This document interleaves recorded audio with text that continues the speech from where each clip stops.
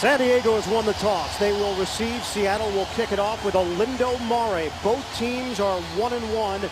Seattle coming off a 31-14 loss in Denver. San Diego, with Darren Sproles deep, had a 38-13 win over Jacksonville last week. They put together 477 yards of offense under Norv Turner, now in his 4th year as the head coach of the Chargers. 13th year overall head man in the NFL. Pete Carroll back in the NFL his 1st year as the head coach of the Seahawks. We're underway from Quest Field. Sproles, the return man, up the middle, and Sproles is brought down just short of the 20-yard line. That's where San Diego will start off. Michael Robinson making the play on special teams. Phillip Rivers, his 16th career 300-yard passing game last week in that victory over Jacksonville, Dan. And he continues to get used to life without Vincent Jackson. His pass distribution has been wonderful with his wide receivers. Buster Davis has 7 catches, Legadou Nane 6, and Malcolm Floyd 6 in the first 2 games of the season. The 2-time Pro Bowler will get the Chargers lined up with a 1st and 10 at the 19. Jacob Hester is in there as a receiver, the fullback. He goes in motion, now shifts to the backfield. From the gun on 1st down. Rivers on a handoff. Darren Sproles right up the gut, and Sproles exploding for a 16-yard gain. Out to the 35-yard line, Marcus Trufant making the play. Yeah, Hester lined up out wide, then he comes back to his normal fullback position. There's Hester. Watch the patience here by Sproles, the good vision to jump to the outside, then the burst to get the 1st down for San Diego. That's a great way to start on the ground for the Chargers. The elusive Darren Sproles getting the 1st touch from scrimmage. And a 1st down for San Diego. Tolbert is in there. No Ryan Matthews today, inactive with a high ankle sprain that he suffered last week against the Jaguars. On a give, it's Tolbert, power running style. And Tolbert is brought down by Aaron Curry, the linebacker for Seattle. Let's take a look at the San Diego offense. Brandon Dombrowski's done an excellent job at left tackle, filling in for Marcus McNeil, who signed a contract after a holdout yesterday. More on that coming up. Backs and receivers, what an opportunity today for Tolbert. He came up big last week. 16 carries, 82 yards, 2 touchdowns in his 3rd year out of Coastal Carolina. Ryan Matthews, the 1st-round pick out of Fresno State, forced to watch this game from the sideline. On a 2nd and 9 now, empty backfield. Rivers has to deal with the noise. This is one of the loudest stadiums in the NFL. From the gun, Rivers steps and throws the short pass to Legadou Nane. He loses the football. Nane fumbles it. Seattle's got it. Red Bryant on the recovery, the defensive end for the Seahawks. Legadou made a good move to get up the field, get the 1st down, but the ball was punched out. Watch, he's got the ball away from his body here, pulls it in, then the ball gets loose again, and it's punched out there at the very last instant. Heads up play by the Seahawks. Number 90 coming in. There's Lofa Tatupu, 51. Give him credit for forcing that fumble and giving the Seahawks outstanding field position to start their first play. San Diego forced 6 turnovers last week, but the Chargers turned it over 3 times. So Seattle takes over in San Diego territory. Justin Forsett up the middle and nothing there. Driven backwards by Antonio Garay. It's a 1-yard gain. Matt Hasselbeck, the captain of this Seattle offense and the veteran who turned 35 years old yesterday. He had 3 picks against Denver last week. Now has thrown 14 in his last 6 games. Pete Carroll told us that Matt is his guy. He is accountable, and those interceptions have got to stop. Golden Tate is in there. He's the motion man on a 2nd and 9 for the Seahawks. They'll throw it out to Tate, trying to create after the catch. And Tate able to accelerate for a 5-yard pickup. Sean Phillips with a tackle for San Diego. NFL Today update. Let's go to New York and JB. Ian and Dan take a look at the defending Super Bowl champion Saints with an opportunity to win it in overtime. 29-yard field goal attempt by Garrett Hartley. He misses it. A 29-yard chip shot for him. Atlanta has the ball and a chance to knock off the Saints. Back to Ian and Dan. Wow, Hartley, a hero for that New Orleans squad. An opportunity to keep the winning streak alive through the Saints. Shotgun formation, a moving pocket here for Hasselbeck, trying to direct traffic, throwing to the sideline and out of bounds. Well, on the perimeter, Hasselbeck had what he wanted that time because he had Forsett guarded by Kevin Burnett. And Burnett did a super job of staying with Forsett and forcing that incomplete pass from Hasselbeck. So Seattle can't take advantage of the field position after the turnover. They go 3 and out. It was Red Bryant who came up with a fumble recovery off the catch of Lagadou Nene. Patrick Creighton right now is the deep man. Off the punt from John Ryan, it rolls to the 1. Did they save it is the question. They did not. It's a touchback. San Diego will have it at the 20. Michael Robinson getting downfield for the touch. Score. Seattle with a week 1 win over San Francisco, 31-6 here at home. But last week, 4 turnovers, 7 penalties. They gave up 307 passing yards to Kyle Orton, the 31-14 loss in Denver. San Diego with a football, 1st and 10 at the 20. Tolbert and Hester in the backfield. Fake the handoff. Trying to get the ball to Jacob Hester, releasing. It's incomplete. Take a look at this Seattle defense. They're very big up front. We already saw Red Bryant on that fumble recovery. 6'4", 323 as a defensive end in this 4-3 set. Lofa Tatupu, quarterback of the defense, the son of the late Mosi Tatupu, former fullback with the New England Patriots. And in the secondary, Lawyer Malloy, his 201st career start here in the NFL. What a career he's had, including a Super Bowl win with the New England Patriots, 4 Pro Bowls. Double tight end set. It's Gates and Wilson for San Diego on a 2nd and 10. On the move, Rivers throwing sideline route. And the catch is made. Malcolm Floyd hauls it in out of the perimeter for an 11-yard pickup. And a new set of downs for San Diego. Well, time for our Fouts Focus. And where should we go on this? How about the quarterback? Well, Philip Rivers has thrown a touchdown pass in his last 15 straight games. That's the longest active streak in the NFL. Here's who he's chasing, though. Marino with 30. Future Hall of Famer Brett Favre, 36. And how about the great Johnny Unitas? 47 consecutive games. Football's equivalent of Joe DiMaggio's 56-game hitting streak. And the team record held by you, Dan, 20 in a row between 79 and 80. Rivers airing it out. It's Nene with the catch into Seattle territory to the 49-yard line. That's a 20-yard hookup against Oakland and Washington. Good speed off the edge. It's a loss of 6, and the drive stalls in a big way. And that's the first sack given up by Brandon Dombrowski. Number 62 here is just beat by pure speed. Barely even got a hand on Clemens.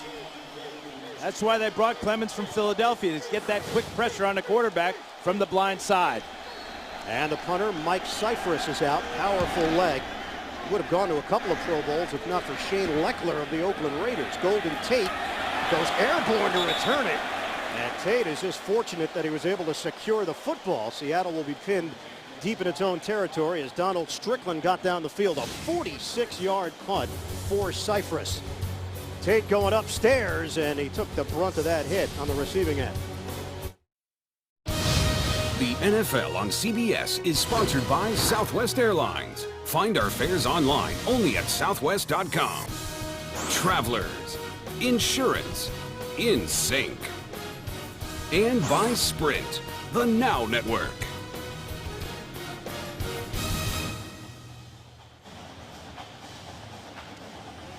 Here in Seattle, this spectacular city in the Pacific Northwest, San Diego and the Seahawks scoreless. Here in the first quarter, double tight end set with Carlson and Baker for the Seahawks. Hasselbeck throwing up in the air and broken up. He was looking for Mike Williams in a matchup with Quentin Jammer, who was able to close in at the last moment. Yeah, I think the ball was slightly underthrown. Williams had a step to the inside. You can see the ball thrown behind Williams. That allowed Jammer to come over and knock the ball loose. Mike Williams. Gets the ball out in front eye, and that might have been a touchdown. Williams back in the NFL after 2 years out of football. He's lost 30 pounds. A number 10 pick back in 2005 out of USC. 4 receivers set. And it's Forsett getting the call. Tried to find a hole. It wasn't there. It's a 3-yard gain. Let's take a look at the starting Seattle offense. Russell Okung number 6 pick overall out of Oklahoma State, still not ready to go. He got injured in preseason. Okung out at left tackle with an ankle injury. Tyler Columbus filling in for him. Backs and receivers, and that running game, Forsett, the numbers are there. 5.5 yards per carry in his career, now in his 3rd year out of California, the shifty 5'8", 198-pound running back. Seahawks facing a 3rd and 7 and a dime package here for San Diego. This play never even gets going. Flags come down. Ron Winter is our referee here today. False start. Offense number 65. 5-yard penalty. Remains 3rd down. And the San Diego defense, Antonio Correa has been a pleasant surprise in this 3-4 set at that defensive tackle position. Linebacker Stephen Cooper is inactive once again for the 2nd straight week. Brandon Seiler has done a nice job at inside linebacker. And in the secondary, Antoine Cason, the best game of his young NFL career last week. 2 interceptions and a forced fumble. 3rd and 12. Hasselbeck, sideline route, and catch is made right at the marker by Mike Williams. Boy, one-on-one against Antoine Cason. It's a 12-yard gain. NFL Today update to New York and JB. Ian and Dan in OT, Atlanta and New Orleans. It's Atlanta's opportunity to get it done. And in fact, Matt Bryant does. 46-yard field goal, knocking off the defending Super Bowl champions with that field goal. Atlanta 27-24. Ian and Dan. Big conversion on 3rd down, JB, as Mike Williams lays out for this catch. Cason right on his back, but Williams got up and came off the field holding his left arm. On 1st down, it's Forsett slicing through. Forsett comes up short of the 30-yard line. Castillo and Phillips combine to bring him down. It's a 4-yard gain for Justin Forsett. So 1 for 2 rather on 3rd down conversions. That's something that's been a little puzzling for the Seahawks. They were so good against San Francisco 2 weeks ago and so bad last week converting on 3rd downs against Denver. These two teams, former rivals in the AFC West between 1978 and 2001. You know a little something about this Seahawks-Chargers rivalry. Hasselbeck throwing underneath to the tight end John Carlson. And Carlson extending his arm for a 4-yard gain. That's something that Hasselbeck talked at great length about on Friday. Trying to get that chemistry going with Carlson. He knows it's there, but he said both of them have to pick it up a bit and get on the same page. I think part of getting on the same page is so much of what Pete Carroll's offense is all about is ad-libbing. And Carlson is a guy that will run the route as it's drawn up. And so he's got getting back on the same page. He's got to read the same things that Hasselbeck is reading and ad-lib maybe a little bit more. On a 3rd and 2, Deion Branch in motion. They'll try to get it on the ground, and they will. Forsett, nice cut. And a 1st down. Good block there by Michael Robinson in front. It's a 6-yard gain for Justin Forsett. This offensive line, you talked about the injuries, but they are big. Stacey Andrews, number 77 there, goes 340 at right guard, 6'7", did a nice job of controlling the nose tackle that time. And another 1st down for Seattle, as this is an impressive last couple of plays for Seattle as they're starting to get very confident in what they're doing on the ground. Line of scrimmage right now is the 39. This is the 7th play of the drive. No score. Chargers and Seahawks under 5 minutes to go in the 1st quarter. Leon Washington is out there for the first time. High snap. Hasselbeck throwing. Incomplete. High throw to John Carlson, the tight end in his 3rd year out of Notre Dame. It'll be 2nd and 10. Watch Fantasy Football Today to get the last-minute news. Tell you about that in a second. Well, Brandon Seiler with the pressure there. That forced the high throw, but Hasselbeck had what he wanted, the tight end, Carlson, on the linebacker, Burnett, but just because of the pressure from Seiler, caused that ball to sail high. And you mentioned Mike Williams now exiting, and it looks like that left shoulder after making the play to convert the 1st down. Toss out to the side, trying to get Deion Branch involved, and they could not. Well, that looked like the ball bounced to the receiver. And there goes Williams now to the locker room. Well, fantasy football, Dan, I know you're a huge fan. Last-minute news and analysis. Check it out at CBSSports.com live every Sunday, 11 a.m. Eastern Time. So with Williams going to the locker room, now we'll see some golden tape at the top of the screen. There he is right here, the rookie that made a big splash last week in the loss to Denver. On a 3rd and 10. Hasselbeck steps up. And Hasselbeck is down. Back at the 34-yard line. Antoine Applewhite in there for San Diego, former practice squad player who's got pass rushing ability. And the drive ends there. Well, watch the Chargers secondary here. They're going to play real deep, and you're not going to see any Seahawk come open here. Man-to-man underneath. Watch the linebackers close on Tate right here. And down here they're covered. So Hasselbeck, looking for a receiver, just finds a tackler instead. Again, Patrick Creighton is the deep man off the punt from John Ryan. Creighton catches on the run. And Creighton able to get towards the sideline and forced out of bounds. Nice return by the veteran Creighton, formerly the Dallas Cowboys. Phillip Rivers and the San Diego offense back on the field when we come back. First quarter here in Seattle, no score. Seahawks and the Chargers. Welcome back here in the broadcast booth. Ian Eagle along with Dan Fouts. We know San Diego is capable of putting up big numbers offensively. I think we're still trying to figure out what Seattle is offensively at this point. I think Pete Carroll's still trying to figure it out, too. He's made a lot of roster changes in the short time he's been here. He's still going to make some more, too. And the big thing is this injury to Mike Williams. They do not have a whole lot of receivers with a lot of experience on the Seattle side. If he can't go, this offense for the Seahawks is going to be handicapped greatly. San Diego has the football. With a 1st and 10 at the 37 on a pitch for Tolbert. Nice move by Tolbert. And he finds a running lane out near midfield. Brandon Mebane missed initially. It's a 12-yard gain for Tolbert, who was very light on his feet. Well, he's got a low center of gravity, great power, and he's got that ability. He was a tailback at Coastal Carolina. And the burst to get up the field, that's his best run of the afternoon. That'll get him fired up and this offensive line fired up. They love to block for Mike Tolbert. Are you talking about the Chanticleers? The Chanticleers, the Fighting Roosters. Coastal Carolina, they've got a bunch of NFL players now, with Tyler Thigpen included in that group. Rivers throwing, deep ball up in the air, and broke it up. Malcolm Floyd thought he had the step on Kelly Jennings. He had the step, but he needed to step back as the ball slightly underthrown allowed Jennings to get his hands in. Watch Jennings here reach with his left hand there to knock the ball out. If Floyd slows down a little bit right there, he may get a pass interference, or he'd may be able to outleap Jennings. Jennings goes at 5'11", Floyd at 6'5". And Malcolm Floyd, the #1 receiver on the depth chart because of the holdout of Vincent Jackson. Rivers was lined up off to the side, and Legadou Nane, the former quarterback, taking that snap, and with a spin move, he picks up 4 yards. That's the Chargers version of the Wildcat. Nane, a college quarterback at Boise State, and isn't he proud of his Broncos? Their big win last night over Oregon State. North Turner giving the Seahawks a lot to think about. Nane can throw as well, not just a runner. Now a 3rd and 5. Conventional look here for San Diego.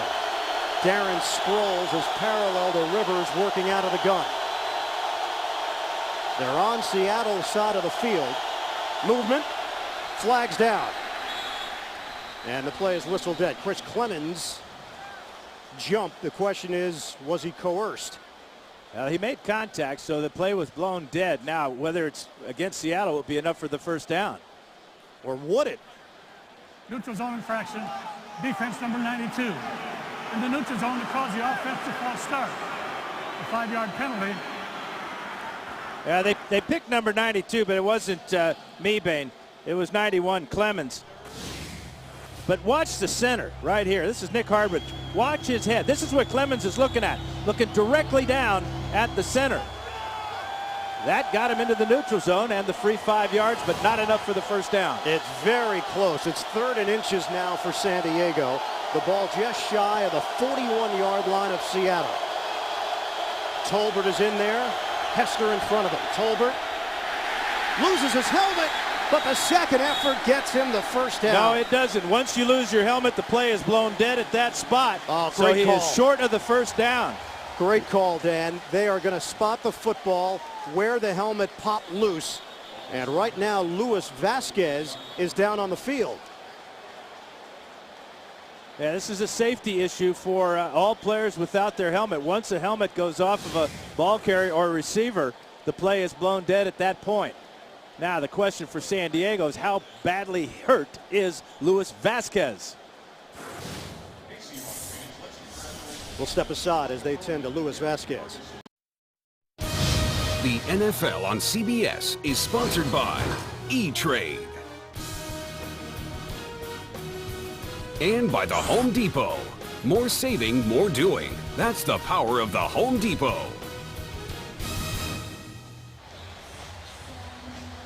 No score, San Diego and Seattle. Minute 20 to go in this first quarter. They are carting off Luis Vasquez, the second-year offensive guard out of Texas Tech. Let's take another look at it, Dan. Yeah, Vasquez is going to get pinned right here. And watch his left ankle fighting against Colin Cole here. And right about there, you can see the, perhaps it's just a sprain. We can only hope. And because of the rule that Dan mentioned, they did not get the first down as the helmet popped off of Mike Tolbert. Mike Cyphers with the punt, and Golden Tate with a fair catch as he brings it in at the 15-yard line, a 28-yard punt. Seattle and San Diego. We remain scoreless late stages first quarter here in the Pacific Northwest. Watching the NFL on CBS. San Diego's depth at linebacker being tested here. Sean Merriman is done for the day with a calf injury. Justin Forsett gets the carry, and Steve Gregory among those to greet him. It's a loss of one.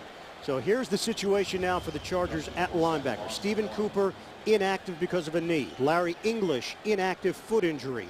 Giles Tucker not part of this trip because of a personal issue, and now Sean Merriman is out for the game because of that calf injury. Merriman was already dealing with Achilles tendonitis and was hoping to play about 30 snaps here today. Down to 30 seconds remaining in this first quarter. Antoine Applewhite is in at linebacker. Shotgun. Hasselbeck sets and throws. Knocked up in the air and incomplete. Deion Branch matched up with Donald Strickland, the veteran corner. Strickland picks that off, which he should have. He would score. Ball right through his hands, and he's disgusted with himself as he goes back to the huddle. But this is a pick six, if you will, from Matt Hasselbeck. Dan, injury update from the Seattle end. Mike Williams, shoulder injury, and his return is questionable. 3rd and 11. Hasselbeck throwing on a slant. He's got Golden Tate. And we'll see where they spot it. It's going to be very close as he's brought down to the 25-yard line. That'll be the final play of the first quarter, and it is enough for a first down. No score. Chargers and the Seahawks will have second quarter action coming up from sold-out Quest Field. We'll return to Seattle after these messages. You're watching the NFL on CBS.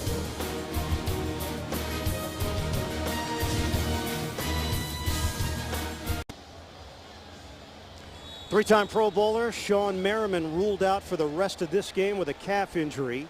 Seattle and San Diego, no score. Mike Williams is back on the sideline for Seattle, catching balls to see whether or not he can play through the pain. First play of the second quarter, and it's Justin Forsett putting on the speed.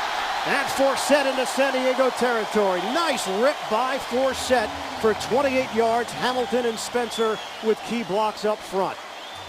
Yeah, they're doing a good job that time. You don't wonder with Merriman out of the game how it affects the morale of the Charger defense, but right now that offensive line just pushes San Diego to the left side. The vision of Forsett finds the hole all the way back over the right tackle, and he's into Charger territory after 28 yards. And Forsett will get a breather. Leon Washington checks in. Seattle on the move early stages of the second quarter. The drop and throw. Hasselbeck wide open. John Carlson bang down at the 10-yard line. Steve Gregory in on that stop. 37 yards on the pass and catch. Great job by Matt Hasselbeck moving the secondary with his eyes in the pump fake. Watch him look out to this side, pump that way, then come back down the middle to Carlson. They misconnected on this type of play against Denver last week, worked on it hard in practice, and it paid off with another back-to-back huge gains for the Seahawks. And taking advantage of the linebacking core that's in there right now for San Diego. Second catch of the day for Carlson on first down. Shotgun. Pump. Hasselbeck throwing. High throw. It's handled by Golden Tate, and he curls it inside. Brought down to the 2-yard line by Antoine Cason. Tate was inactive first week. A healthy scratch by Pete Carroll. Boy, he's come a long way in 2 weeks. Yeah, Hasselbeck told us yesterday he may be raw as a rookie, but this is what he did to make an impression on his Seahawk teammates. Last week, a punt return. Well, the punt return was huge, and then this catch. But he was motivated by being inactive that first week. Says, I'm not going to give them any reason to not dress me each and every Sunday now. Second and goal from the 2. Seahawks trying to get on the board first. Hasselbeck on the handoff and dropped his force set. Eric Weddle read it perfectly. It's a loss of 3 on the play. Great timing by Weddle. He's really getting this down. Watch him come slicing in here. Finds the hole just like a running back might. And before Forsett can even think about trying to get away, he is dropped for a loss. So Seahawks had a tough time getting their offense going, but a couple of big plays on this drive, including the key one to John Carlson, has set him up with a 3rd and goal from the 5. Out of the gun, Hasselbeck. Now checking off, Hasselbeck will send Forsett to the other side on a pitch. Forsett. Nothing there. Very tight space to work with. Steve Gregory slid in to make that play, and Seattle will have to settle for a field goal try. Now this is really frustrating for Seattle. Steve Gregory, number 28 right here, watches his quickness. He gets by the phantom block on the outside and bring down Forsett, but any number of Chargers would have stopped Forsett way short of the goal line. Onto the field, Olindo Mare. He's made 22 straight field goals. That's the longest streak in Seahawks history. This is a 23-yard attempt for the 15-year veteran. Mare knocks it through. Seahawks take a 3-0 lead at the 11:28 mark of the second quarter. Back to Seattle in a moment. 9 plays, 80 yards for the Seattle Seahawks. 28-yard run from Forsett. That was followed by a 37-yard catch by John Carlson. Mare with a short field goal as Hasselbeck and the Seahawks offense stalled inside the 10. So Olindo Mare will kick it off. And Darren Sproles, dangerous return man, is deep. Sproles will not take it out of the end zone. He'll take a knee, and the Chargers will have it at the 20-yard line, trailing 3-0. The new season is off to a great start, and only one network has the #1 new comedy, Fleet My Dad Says, and the #1 new show, Hawaii Five-0, only CBS. Thanks for making us America's most watched network. Offense so far, Seattle has produced 112 yards. San Diego, it looked like they had it going early, but the fumble by Nene, turnover, gave Seattle the football. And the Chargers, who put up 38 points last week, looking for their first points here. Phillip Rivers is sacked. Brandon Mebane, the explosive defensive tackle, drops Rivers for a loss of 7. That's his first sack of the season. Big number 92 working against Tyrone Green, who, remember, he is in to replace Luis Vasquez, who went out on a cart with a knee or leg or injury of some type, and Mebane just overpowered Tyrone Green for that sack. Yeah, they're not very deep on the offensive line. It's only Green and Murchkowski as backups right now for San Diego. Remember, they signed Marcus McNeil yesterday. Won't be eligible to play until week 6. Rivers dealing with pressure, up in the air and incomplete. Antonio Gates is yet to be involved as Rivers took a hard hit. Let's go to New York. Check in with JB. All right, Ian and Dan, take a look at Washington trying to get back into this contest with St. Louis after a turnover by the Rams. McNabb, play action, rolling, hooking up with Santana Moss, 21-yard strike. It is now a 14-10 ball game in the second. That in St. Louis. Back to Ian and Dan. Well, we saw that Washington offense in person last week, eventually losing out to Houston. Texans fell to Dallas earlier today. 3rd and 17. The crowd noise is immense. Rivers steps up and throws underneath the coverage. Antonio Gates. Look how many Seahawks defenders flew to the football. A 6-yard gain. San Diego will punt once again. Well, the Seahawks are going to take a page out of Kansas City's playbook when it comes to Antonio Gates. Bump him off the line of scrimmage with the safety Malloy, and then come and give him help by the other safety, Babineau. So that worked very well for Kansas City. For some reason, the Jaguars let Gates go last week. He got 2 touchdown catches. Cypher's average is 44.3 yards per punt in his career, now in his 8th year. Golden Tate is deep. Tate backpedals from the 29. He's got some room to work with. Tate turns the corner. Tate with a spin move and tripped up by the ankles. As he moves it into San Diego territory, 31-yard return for the rookie out of Notre Dame. Mike Tolbert, the starting tailback, saves a touchdown. Great return by Golden Tate one more time. The NFL on CBS is sponsored by FedEx. We understand you need a winning game plan. FedEx. HTC. Phones that get you. And by Get Him to the Greek, unrated. Own it on Blu-ray and DVD Tuesday. Major landmark here in Seattle, the Space Needle, built in 1962 for the World's Fair. Dialing up the long ball, Hasselbeck. And it's picked off by Quentin Jammer. Great coverage against Mike Williams. Seahawks turn it over. 1 and done on that drive. Matt Hasselbeck put it up for grabs, and it's Jammer who wins the battle. Matt Hasselbeck going back now, 14 interceptions in his last 6 games. He just threw a pick to the 9-year veteran Quentin Jammer, who stepped in front of Mike Williams. Good news for Seattle, Mike Williams was back on the field. Bad news is they turned it over with a Hasselbeck INT. Touchback, San Diego has got it from the 20 and a 1st and 10. Movement from big Brandon Mebane. Remember, Tyrone Green is in at right guard for Luis Vasquez. False start. Offense number 69. A 5-yard penalty. Remains 1st down. Go back to the interception. Here is Quentin Jammer, and watch as he is just watching the quarterback feeling the receiver. He knows it's a go route, underthrown by Hasselbeck. Remember, Mike Williams is 6 foot 5 inches tall. Jammer is only 6 feet tall. He out-jumped him, out-fought him. Big turnover.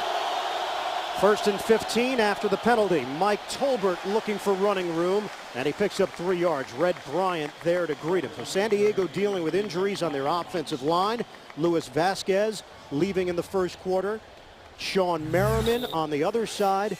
Defensively, linebacking core is very thin right now, and San Diego having a tough time just getting their offense in gear. Well, and they're, as you talked about, very thin on the offensive line. They only have 1 remaining offensive lineman, and that is Scott Merchkowski. Mike Tolbert lost his helmet again, 2nd time today, and this is now a 2nd and 12 with just over 9 minutes to go, 1st half. Seattle crowds the line. Rivers throws it up in the air and incomplete. The timing was off with Antonio Gates, who looked like he had the step. Yeah, the bright news for the Charger offensive line is that Marcus McNeil has signed a contract, and we'll see what type of shape he is in. He's got to stay out 3 more weeks. McNeil starting left tackle, a holdout, signed a 1-year deal worth $630,000, prorated to $407,000. That was after he turned down a 1-year tender during the offseason of $3.3 million, hoping that maybe this will turn into a long-term deal down the road. But Dan, as you mentioned, they won't have him until week 6. Shotgun formation. The gun from Rivers to Malcolm Floyd. And the clean catch made for a first down out across the 30-yard line. It covers 16 yards. And a play like that will give the Chargers a feeling, hey, okay, we're all right. We got the ball out of our own end of the field. We had a good route by Floyd, really a great catch by Floyd. He has to reach back. Rivers got time to throw, and the Chargers are on the move, or at least feeling better about their offensive effort. And a little bit more room to work with now on a 1st and 10 from the 34. Rivers avoiding the rush and throws it to the Seattle sideline out of bounds. Red Bryant was supplying the heat along with Kentwan Balmer. Hey, it's not too late to play NFL.com's all-new fantasy football game, the first and only game with video. Play with your friends. Sign up at NFL.com/fantasy. Linebacking coach Ken Norton Jr. with a dropped interception there. He would have scored. That would have been a pick 6 for Norton like he used to do for the Niners. Oh, boy. He's going to catch some heat when they show that one on film, isn't And he? he jumped up in the air all of 4 or 5 inches. The vertical, not what it once was for the Super Bowl champion. 2nd and 10. Sproles in the backfield. Rivers throws on an out route, and Nene goes down to make the catch at midfield. They've got a first down. Marcus Trufant drew the coverage. It's a 16-yard pickup. We talked about the distribution, but this is confidence by Rivers. He's got heat right in his face, lets this ball go early, puts it in a place where Nene, as he comes out of the break, can see the ball and get down and get it. That's a big catch and a real confidence booster for Legadou Nene. Well, there's no doubt when the San Diego offense is struggling, fans watching this game, the first thing that pops in their head is, well, Vincent Jackson. That's the team misses Vincent Jackson. We'll talk more about that in a moment. Darren Sproles in the backfield. Play clock down to 1. Rivers throwing. Timing route. And Floyd could not haul it in. One-on-one against Kelly Jennings. Jackson, a holdout. Similar to McNeil, he turned down that 1-year tender offer during the summer.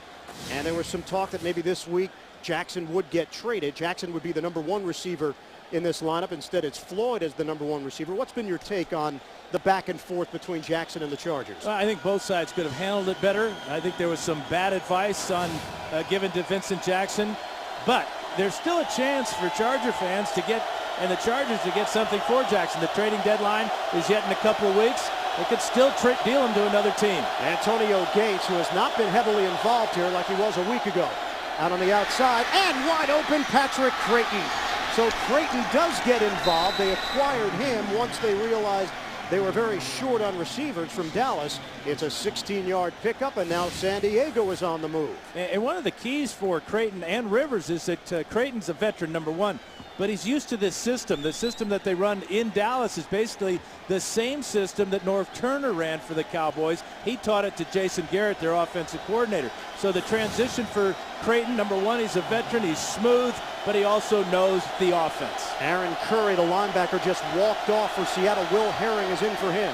On first down, Tolbert running into a crowd.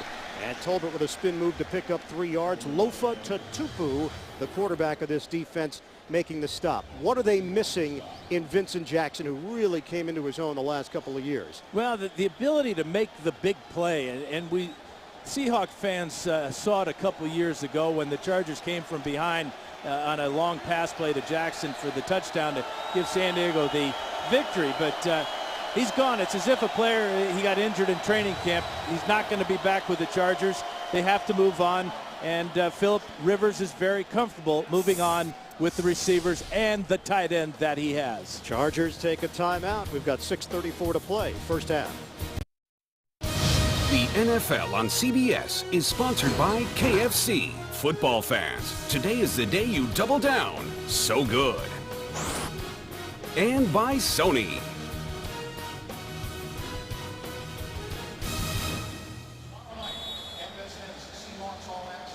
San Diego Chargers trailing Seattle 3-0. Chargers have gone 10 straight games with at least 300 yards of offense. That's the second longest streak in the NFL. You see what they've done so far today. Quiet first 6 drives. They're picking it up right now with a 2nd and 8 for San Diego. Rivers, he looked to the safety valve and it wasn't there. Tolbert didn't break open and Rivers is upset. He got sacked by the combination of Brock and Ciavi. Yeah, let's check out the tailback right here is Tolbert. He's going to be in the backfield looking to block, and he chips on Raheem Brock there. But Rivers wanted him out as his outlet receiver. Watch Rivers look for him. Hey, where is he? Gone. And now Rivers pays for it, gets his hat ripped off. Another loss for San Diego, moving in the wrong direction on a 3rd and 12. Shotgun formation. Here comes the rush. They handle it. Rivers steps up and throws, finds a seam. Malcolm Floyd, and he's got a first down as he's banged down just outside the 10-yard line. That's a 24-yard pass play and another big 3rd down conversion. I don't think you want to make number 17 mad. Watch Rivers step up in the pocket, have a lane, and fire a 90-mile-an-hour fastball to a wide-open Malcolm Floyd against the zone, and Floyd with good speed after the catch gets an extra 10 yards. Well, North Turner told us he thinks this team is bigger, stronger, faster. I thought he was talking about the $6 million man than last year's team. Handoff. It's Tolbert. He coughs it up. Seattle recovers. Hawthorne poked it loose. Red Bryant with his 2nd fumble recovery of the afternoon. And 2nd miscue by Mike Tolbert. Previous pass play, 2 pass plays ago, he misses the block. And now perfect hit by Hawthorne. Helmet right to the ball, right to the right hand of Tolbert. Ball popped out easily, and the big fella, Red Bryant, son-in-law of the great Jacob Green, defensive end, wearing number 79, as Jacob did with his 2nd fumble recovery. Joseph Red Bryant, 2 fumble recoveries on the day. Seattle takes over with a 1st and 10 at its own 7-yard line. Handoff for Forsett, and there's nothing there. Loss of 1 as Forsett was unable to break free of Brandon Seiler. You got to give Gus Bradley, defensive coordinator for the Seahawks, a lot of credit. 3 sacks already in the first half for his defensive line. 2 big turnovers, both recovered by a defensive lineman. So they're dominating in the pit. San Diego continues to rotate their defensive linemen. Travis Johnson in there, Nuwabo is in there, Alfonso Boone in there, Hasselbeck throwing. And the quick toss to Deion Branch. He can't get extra yardage after the catch as Antoine Cason was ready for it. Give him a gain of 7 on the play, and it sets up 3rd down. This is where the Seahawks really will rely on Deion Branch and his experience as a slot receiver. He'll come to the near side, and on 3rd downs, boy, this is not a good sign for Philip Rivers as he's getting his beak checked out. He has been knocked around here in this first half. Shotgun formation. Hasselbeck on 3rd down. Throwing. 1st down, Deion Branch. They'll move the chains for the Seahawks. It's a 6-yard pickup. Hasselbeck throwing at Donald Strickland as they continue to work on the bridge of the nose of Philip Rivers.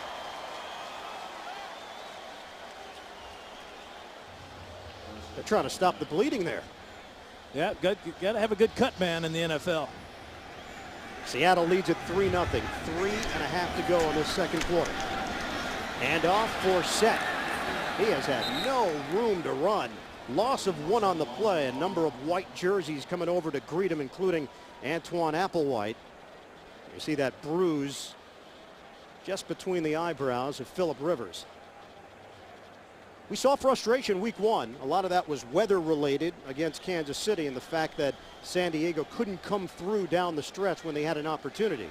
Slippery field, windy conditions, very wet, and the Chargers just did not handle the playing conditions as well as the Chiefs did. Boy, did they bounce back, though, last week, putting up 38 points. Hasselbeck goes against the grain to Mike Williams. And Williams creating after the catch, that big body. To the 40-yard line, he was dragging linebacker Kevin Burnett with him. That's a 22-yard hookup. He's bigger than Burnett. 6'5", 235. Watch when he makes the catch in front of Cason. He catches the ball at about the 24-yard line. Now he's got 5. Now he's got 10. Now he's got 15 extra yards. Pulling Chargers down the sidelines. Impressive. He led the team in receiving week 1, 4 catches, 64 yards in his first NFL game since 2007. Shotgun. Throw to Justin Forsett. And Forsett extends himself just short of the first down. Antoine Cason with the hit. We've hit the 2-minute warning after that 9-yard gain, and Seattle with a 3-0 advantage. Coming up, Sprint halftime report. James Brown and company. The latest NFL scores and highlights. That's coming up on the Sprint halftime report. Well, obviously, this Seahawks team has changed quite a bit. Certainly from the last time Phillip Rivers saw them back in 2006. But under Pete Carroll, a lot of roster changes. Shotgun formation, 2nd and 1. Hasselbeck makes the connection to John Carlson, the tight end, for a first down. 195 roster transactions since January. That's the most in the National Football League. And a timeout taken with Seattle in front, 3-0. Tonight, 11 teams take off on the adventure of a lifetime. Don't miss the Amazing Race season premiere. That's tonight after 60 minutes, only CBS. Curious use of a first time out here in the first half, and with 1:53 to go after that completion, Hasselbeck called timeout immediately, and I'm curious to find out why. He's got a hot hand, maybe wanted a glass of water or something on the sidelines. Some confusion, but it was immediately after the play. And it was right after the 2-minute warning, as you mentioned. Seattle leading this one 3-0. They've got a new set of downs to work with. 1st and 10 at the San Diego 42. 1:53 to play, second quarter. Hasselbeck, he's got time, now he doesn't. And forced to throw it away towards the sideline as Sean Phillips provided the pressure on 35-year-old Matt Hasselbeck. And it's about time the Chargers dialed up some pressure. Remember, Sean Merriman is out of this game with a calf injury of some sort. Sean Phillips coming from the other side. 46 career sacks for Sean Phillips. This is what the Seahawks are looking for, to get Olindo Mare in range. It's been a long time since he's hit a long field goal, though. 1999, that's when he hit his career long of 54 yards, and he's now made 23 in a row. From the gun, Hasselbeck, deep ball, separation, Deion Branch! He's in! Touchdown, Seattle! San Diego questioning whether or not he lost the football before he crossed the plane. Well, this may be reviewed or challenged. It's a booth review. There's the punch out. That is not a touchdown. That's the Charger ball at the 20-yard line as the ball goes out of the back of the end zone. Great play by Paul Oliver to knock it away, but that ball is loose before it crosses the plane. It's going to disappoint a lot of people here in Seattle. 67,000 not going to want to hear this. It's being reviewed. 62nd consecutive sellout here in Seattle, including the postseason. And these fans are not going to be happy if it goes the way that you're alluding to, Dan. Well, it's great camera work here. Watch the right hand punch it out before Branch has it secured, and then look at Branch's eyes pop out of his head. Deion Branch thinks that he's in the clear here, and it was that last effort by Paul Oliver, the 4th-year safety out of Georgia. You can see the ball is loose out of his grasp before he crosses the goal line. Heartbreaking play for Branch. Outstanding heads-up play by Paul Oliver. Clearly a fumble. So Deion Branch losing control of it and trying to jump on it as the ball was still rolling around. 1:38 to go in this second quarter. Branch saying a silent prayer on the sideline. And Ron Winter has seen enough. Booth review. The play is being reviewed to determine that the runner held possession of the ball until he crossed the goal line. Well, he has not seen enough because he hasn't seen it yet. He just told us that they are officially reviewing it. Pete Carroll in his first year as the head man of the Seahawks, and boy, it looked like his team was going to be up 10-0 late stages.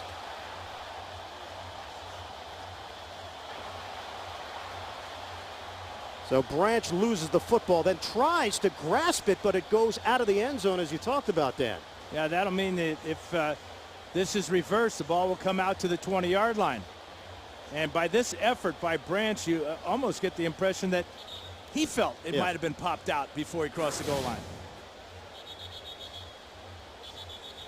Well, the Chargers just saw the replay on the big screen here at Quest Field, and they're celebrating as if this ball is going the other way and out to the 20 for San Diego. Well, their offense is on the field. The Chargers have 2 timeouts. Not sure why this is taking so long. You can see the ball is clearly out before he crosses the goal line. Now you wonder, you go back to Hasselbeck using that timeout, and look how much time the Chargers will have to work with. 1:38 with 2 timeouts. And if this goes the other way, Dan, Seattle has had 3 long drives in this first half. They've got only 3 points to show for it. San Diego's had a couple of turnovers.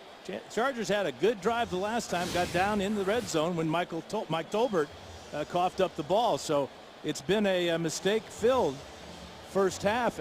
No bigger mistake than this one. Lots of turnovers with San Diego last week. They forced 6 of them, had 4 interceptions against the Jaguars, but they turned it over 3 times and also had a punt block in that victory over the Jaguars. Boy, Ron Winter's taken a long time under the hood checking this one out. So now Winter emerges and will make the call. Is it a touchdown or is it going back to the 20 and a turnover? After review, the defender player, number 27, punched the ball out when it was at the 1-yard line. The ball then rolled through the end zone. Therefore, it is a touchback. 1st and 10 on the 20-yard line. Wow. What a turn here in the late stages of the second quarter. Just a real heads-up play. You see players trying to make this play all the time. But if you watch the ball, it's very clear that his timing couldn't have been better. With the right punch right there, the ball comes loose. And it's Charger ball at the 20. So Paul Oliver, the man they call P.O. on this Charger team. He just PO'd 67,000. 1st and 10 for San Diego. Little flip and drop. Mistakes continue to pile up here for the Chargers. Darren Sproles could not secure it cleanly. Yeah, Rivers does a nice job of avoiding the pressure. Remember, he's been sacked 3 times, and all 3 of them have come from defensive linemen.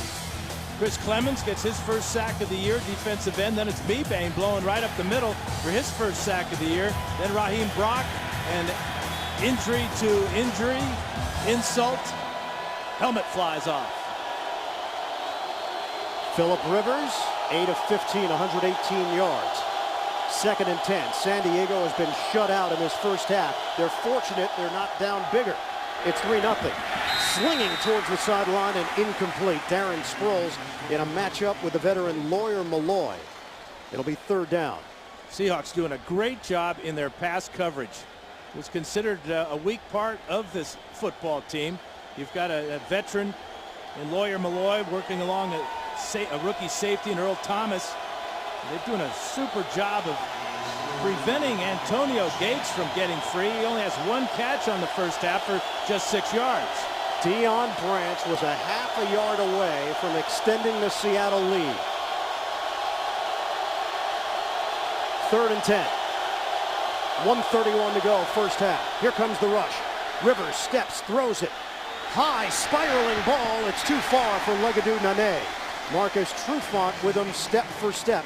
Trufant, who went to the Pro Bowl in 2007. Well covered there on Nane. Yeah, Trufant with perfect coverage. It's almost as if he could read the body language of Nane. Nane just put his head down. He looked like he was running a 40-yard dash there. Trufant was with him every step of the way. San Diego had the ball on that possession for a grand total of 13 seconds. Mike Cyphers. Low kick, but it takes a roll for San Diego. Golden Tate scoops it up. Penalty marker down. There have not been a lot of flags in this game as Tate is tackled at the 50-yard line. 14-yard return, 44-yard punt. 2 penalties against Seattle, 1 penalty charge to San Diego in this first half.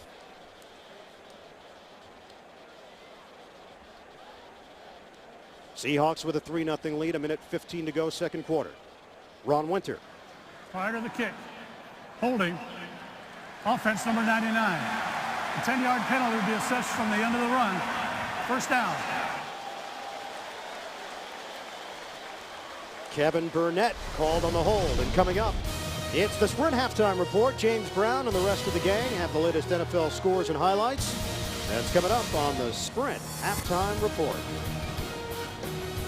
I kind of like that rule where they don't re-kick. Again, it's a safety issue. A lot of injuries, a lot of big collisions on the kicking game.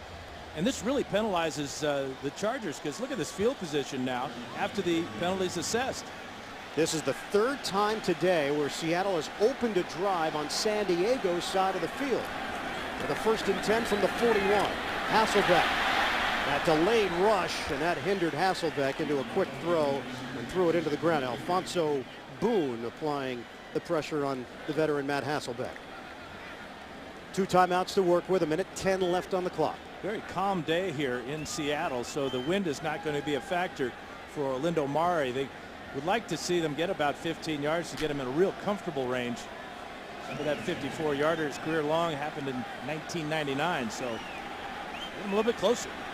49th all-time meeting between these two teams. Seahawks lead with a record of 25-23, former rivals in the AFC West. Forsett running plays, got a lane. At Forsett, the ability to accelerate into the hole. Looks like it'll be a 10-yard gain and a timeout taken. That was a good audible by Hasselbeck. Went up under center. Lead play to Forsett. Good game. The points here today. 3-0 Seattle leads it, trying to get him into range. They come up just short of the first down. It's 3rd and 1. Hasselbeck fakes the handoff. Hasselbeck, deep throw, juggled, incomplete. Dion Butler, but a flag thrown. Quentin Jammer with the coverage for San Diego. Pass interference. Defense number 23. Penalized at the spot of the foul, and a first down. Jammer with tight coverage, never looked back for the ball, and watch his right hand go right into the face of Butler right there. That's an easy call, and a big call for Seattle. 23-yard penalty, and forget about Mare now. Seattle is looking to get the touchdown that they didn't get on the previous drive. 1st and goal. They are inside the 10. Under a minute to play in this first half. Spread the field, 5 receivers. Pump, throw, end zone, caught, touchdown, Seattle. John Carlson hauls it in.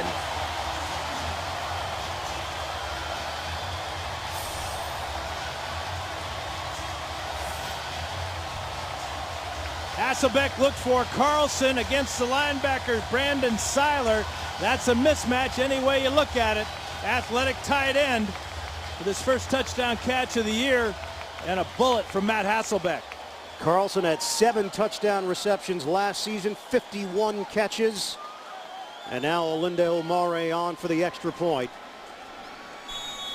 Seattle marching down the field, 3 plays, 41 yards. Chargers were claiming that Carlson was out of bounds in the back of the end zone.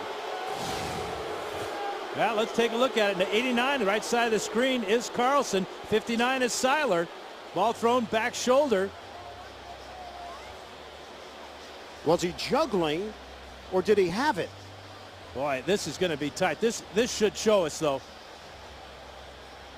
Ball is thrown to the back. The goalpost is going to keep us from seeing it. I think that's a touchdown.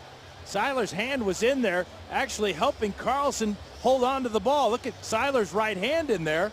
He's trying to pull it out. But I don't think we have the evidence to overturn this touchdown call. Yeah, that's a terrific point, because Carlson had it with one arm and Seiler's was the other arm that was in there. Reviewed to determine possession of the ball in the end zone at the back of the end line. Couldn't he have told us that a minute ago? Yeah, I thought we were already doing that, no? I thought he went to the sidelines to look at it. Yeah. But this is what he's going to be looking at. Seiler's right hand is in there. Carlson has his left hand on the ball, as you said, Ian.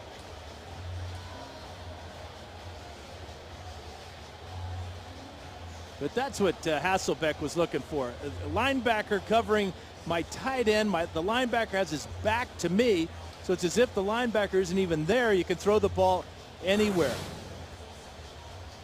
Right away, Brandon Seiler reacted. So there must be indisputable evidence to overturn the call that was on the field. The call on the field was touchdown. Immediately, Seiler popped off the turf and looked in the direction of the officials, indicating, no, that ball was moving. Well, he felt it moving. His hand was in there. He was making it move. But I'm not sure that there's enough video evidence to overturn it. So he's got two arms, but one of them belongs to Seiler. That's the problem. Well, they already lost a touchdown, as it was determined off replay that the ball was jarred loose of Dion Branch. Paul Oliver making a tremendous play to recover and knock the ball free as Branch was just about to hit the end zone. That was a turnover because the ball rolled out of the end zone for a touchback. Now, Matt Hasselbeck thought he had a clean touchdown. So did Pete Carroll. Textbook play over the middle. Ron Winter to deliver the news. After review, the ruling on the field stands. It is a touchdown. So Seattle gets the 6 points on the board. 9-0 lead, waiting the extra point from Olindo Mare.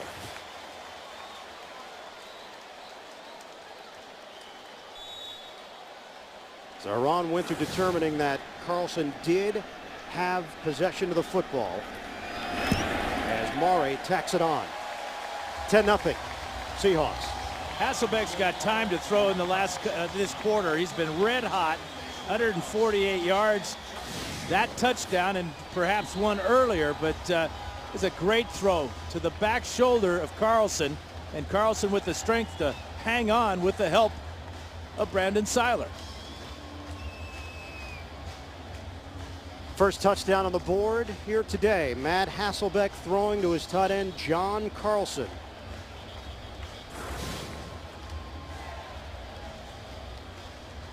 The Seattle team 1-1. It's been a while since Pete Carroll was 1-1 as a head coach. It goes all the way back to his first year when he was at USC. That's right, 2001. But, you know, we talked about the need for Hasselbeck and Carlson to get back on this, get on the same page, to be able to adjust on the fly. That was a good example of it, because that was a route that it was just you run down the field, adjust to the ball where I throw it. He did that perfectly, and the Seahawks get a touchdown. So Pete Carroll made so many changes on this roster. We talked to him about Hasselbeck. He said, hey, he's a pro. He cares. He shoulders responsibility. He wants to be held accountable. He was looking for leadership out of Hasselbeck, and that's what he's seen so far on the young season. Mare kicking it off. San Diego has 2 timeouts to work with. Darren Sproles is standing at the goal line waiting. Low kick from Mare. Sproles will take it on a bounce. Stutter step move. Sproles. Oh, it looked like he was going to emerge through the hole, and he coughs it up. Seattle's got the football. They got one official that's going to come in and say his knee was down. The other official's going to give it to Seattle. They're going to have a discussion about this play, but I don't think his knee was down. Another huge turnover, perhaps, for San Diego. Watch his knees here. There's the right hand of Cam Chancellor. That ball's out before the knee hits the ground, so it's going to be Seattle ball with an opportunity to add more points. Now, that part of the play there, tripping, could have been called against Seattle. Dexter Davis on the recovery, rookie out of Arizona State. So it's a rookie connection. Cam Chancellor in his first year from Virginia Tech forcing the fumble, and Davis on the recovery. San Diego has turned it over 3 times. The ruling on the field is that the runner was down by contact before the ball came out. First down. Oh, boy. Well, this has to be reviewed. And hopefully Ron Winters will go over right now and look at it. But Sproles gets tripped right there. There's the right hand of Chancellor. The knee clearly is up. And 67,000 just saw it on the replay board as well. So you were right. Matt McCoy could have been called on a trip. Obviously, you can't go back and call that after a replay, but you can get the call right, which was the ball was free prior to the knee going down for Darren Sproles. Look at that effort by Chancellor with his right hand reaching out, just grabbing the ball perfectly as Sproles is already by him by a yard. Great effort by the 6'3" rookie from Virginia Tech. The play is being reviewed to determine whether the runner was in fact down by contact prior to the ball coming loose. Well, thanks for letting us know. The last minute of this game, just last minute, Dan, of game action, has taken 25 minutes. What do you got? You got a flight to catch? No, I'm driving I'm home. here. I'm good. I'm good. I feel comfortable. I'm just glad we're reviewing it after we've reviewed it 100 times already. And the fans, we got 67,000 referees in the stands that have been able to review it themselves. The Seahawks just saw the replay as well on the big screen, and they're celebrating. Similar to San Diego's celebration when they realized that the Deion Branch touchdown was going to be nullified. And the key now for Seattle, obviously they're in field goal range, but they have a timeout to work with. And 47 seconds. A hot quarterback, an offensive line that's giving them protection, and these fans ready to go nuts here. As when's the last time San Diego was shut out in the first half? Boy, Long time ago, I bet. this San Diego offense, which has been so prolific under Norv Turner, now in his 4th year as the head coach. But this San Diego team has started season slowly, Dan. Last season they were 2-3, then they ripped off 11 straight wins to finish the year. They were 4-8 in 2008, finished the year 4-0 to make the playoffs and squeeze in as Denver fell short.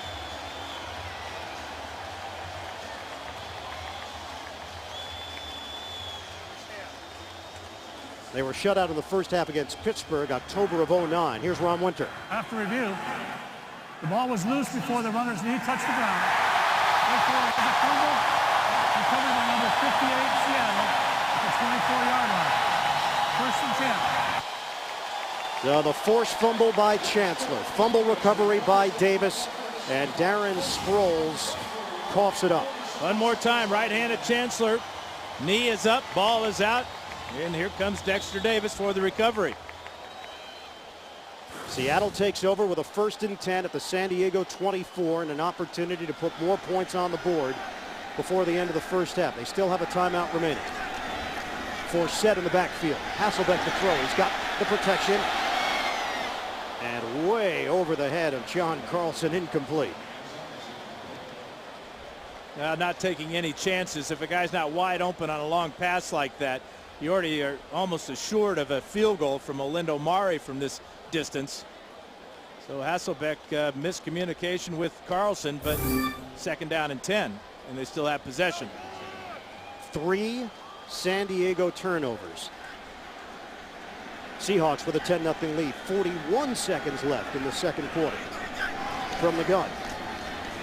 Hasselbeck on a line to Justin Forsett, and a first down just short of the 10-yard line. It covers 13 yards. And they'll use a timeout. Yeah, this tackle hurt Forsett. He was sandwiched between 2 Charger defenders. Ran a little option route. And again, you just got to talk about this offensive line as Hasselbeck is back in the pocket. There's not a Charger anywhere near him. Go back to the hit on Forsett. Weddle from the left and Burnett from the right. And Forsett comes up limping off that left leg. Boy, yeah, he took a major shot. And Justin Forsett being checked out by the medical staff. They've got Leon Washington. We've seen him at the tailback position. Julius Jones, of course, on this roster, former 1,000-yard rusher with the Dallas Cowboys back in 2006. No timeouts remaining for Seattle. 34 seconds left in this first half.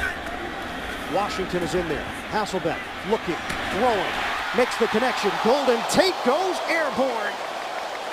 Clock is moving, 25 seconds left. Tate's got to get moving. 9-yard pickup.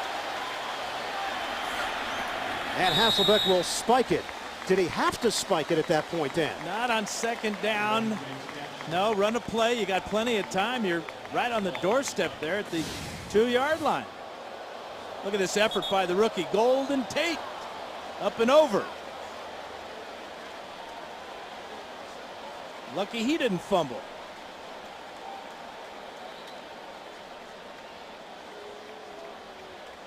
So the clock stops now here for Seattle after the spike, and it brings up third down for the Seahawks. They can still get a first down. Looked a lot like old Nat Moore, didn't it? Sure did. 3rd and 1. Hasselbeck trying to do it himself. Driving forward. The clock is moving. 13 seconds left. Hasselbeck was denied. Down to 10 seconds left. They're trying to get lined up with 6 seconds left. No downing. It's 4th down. And they're not going to get it off. Too many men on the field, too. Flags come down. 12 men on the field for Seattle. And that's how this first half is going to end. Oh, boy. What kind of play is that, though? The game clock expired before the snap. That's the end of the first half. Dan, it's all or nothing, and they got nothing. You don't spike the ball, number one, and then a quarterback draw. I know Hasselbeck has scored twice this year, but this is the fire drill right now. You're trying to hustle out your field goal team. The Chargers are going to take their time. This is the problem right there. Number 65, Chris Spencer, coming off the field. Even if they'd gotten it off in time, they would have had 12 men on the field. The officials saw Spencer. They did throw the flag. The tough thing for Spencer is he's the center in the middle of this whole pile, and the long snapper is Clint Gresham. He has to come out on the field. What a bizarre final minute 38 here in Seattle at the end of the second quarter. Yeah, the clock clearly runs out. Here's the 15 seconds is the play clock. That's the important thing you got to look at here. Hasselbeck at the bottom of the pile. The Chargers are trying to hold him down. Here comes the field goal team out on the field. But in the middle of all this is Chris Spencer, 65, trying to get to the sideline, and the play clock clearly is gone. Now, the interesting part, they actually got the first down on that play, and yet they still couldn't get out there and get situated for a field goal. And they used the attempt. timeout right after the 2-minute warning for who knows why. Sprint halftime report coming up. Right now, and San Diego has to do something about that. Remember, Luis Vasquez injured in that first half, so troubles along that offensive line protecting Phillip Rivers have to be corrected. Now here we go, set for second half action here at Quest Field. Nate Kading kicking it off to Leon Washington, the return man for Seattle. And Washington's got a lane. Leon Washington turning on the speed. Washington. He's gone. Touchdown, Seahawks. 101 yards.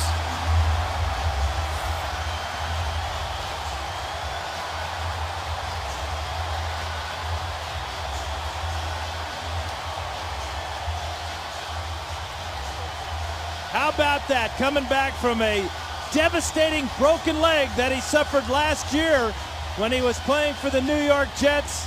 He turned on the Jets, and no Charger could close on him. The 5th kickoff return for a touchdown in the career of Leon Washington. And Seattle now with a 17-0 lead. Olindo Mare with the extra point. Want to talk about starting the second half with a bang. Leon Washington takes it the distance. Well, he gets through the first wave here. Great blocking by the Seahawks. And just a huge hole. And for San Diego, you've got to be majorly concerned about your coverage teams.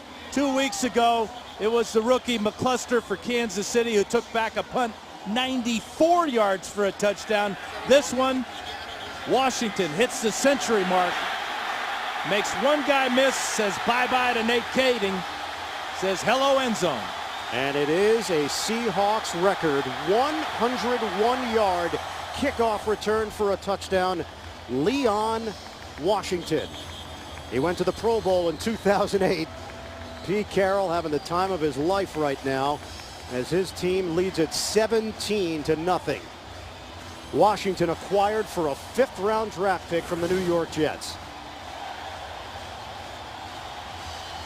And the Chargers, or the Seahawks rather, told us the other day that, you know, he's still not 100%. How can you be 100% after coming back from such a bad break of his leg? Well, he's feeling 110% right now after that return. Or at least 101% to match the yardage on that return. Leon Washington electrifying this crowd here in Seattle. And now it's Murray kicking it off. Darren Sproles, who had that fumble late stages of the second quarter, and he's not even going to chance it. Touchback. Big kick by Murray. Yeah. And the Chargers will have it at the 20-yard line now in a 17-point hole. Now the Chargers cannot afford to miss an open tackle like this. Number 41 is Spillman. Here he comes right in here. Gets his head behind Washington. Look at the swivel hips there by Washington. And then another missed tackle, and that's all she wrote.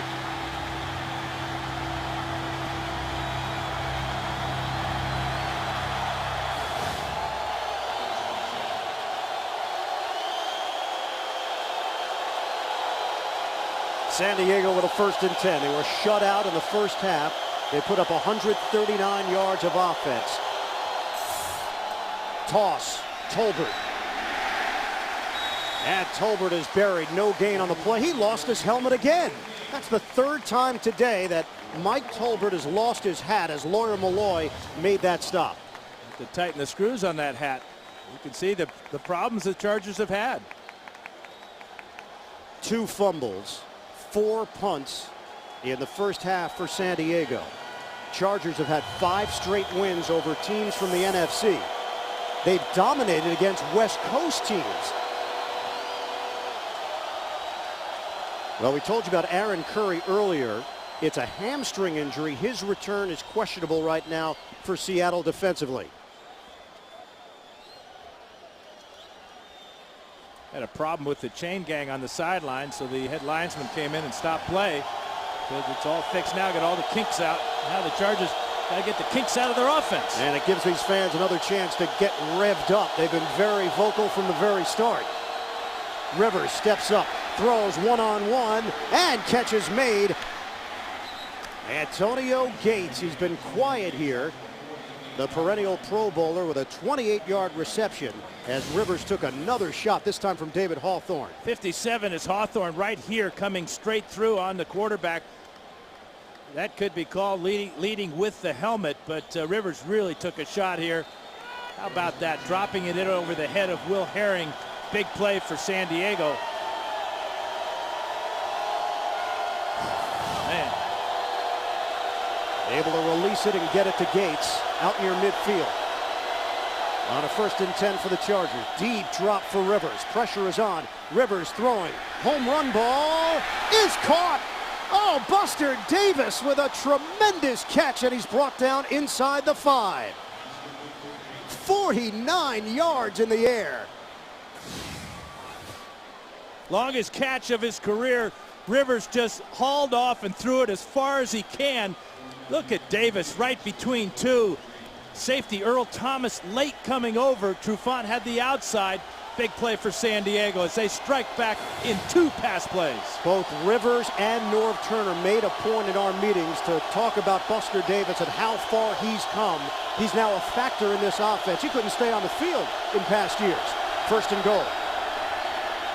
Plenty of time, and a touchdown. Malcolm Floyd, Rivers with a strike. Touchdown, San Diego. And the Chargers now climbing back into it. Well, you get a feeling that San Diego at halftime talked to the offensive line, and they said, hey, if we're going to win this game, we got to give 17 time to throw. On this play, they gave him about 4 seconds. Floyd found the void in the end zone. 4 plays, 80 yards, just 2:14 off the clock. That's Charger style. Buster Davis with the setup. On the long reception, Malcolm Floyd gets the touchdown. He's another big body and large target for the Chargers as Nate Kading has the extra point. It's 17-7 Seattle. Phillip Rivers, he has gotten knocked around and he just keeps coming for San Diego. Buster Davis, first-round pick in 2007, won a national title with LSU. Chargers have been waiting for him to mature and develop. Phillip Rivers hit him on a big pass play that helped set up the Malcolm Floyd touchdown. And San Diego now trails 17-7 to Seattle. Leon Washington, 101-yard touchdown on his last return. And this time Washington has the hole closed quickly as he crosses the 25-yard line, hit by Donald Strickland. 20-yard return. Phillip Rivers, 16 straight games with a touchdown pass, closing in on Dan Fouts' team record. The NFL on CBS is sponsored by Southwest Airlines. Find our fares online only at southwest.com. AT&T. Rethink possible. And by Nike.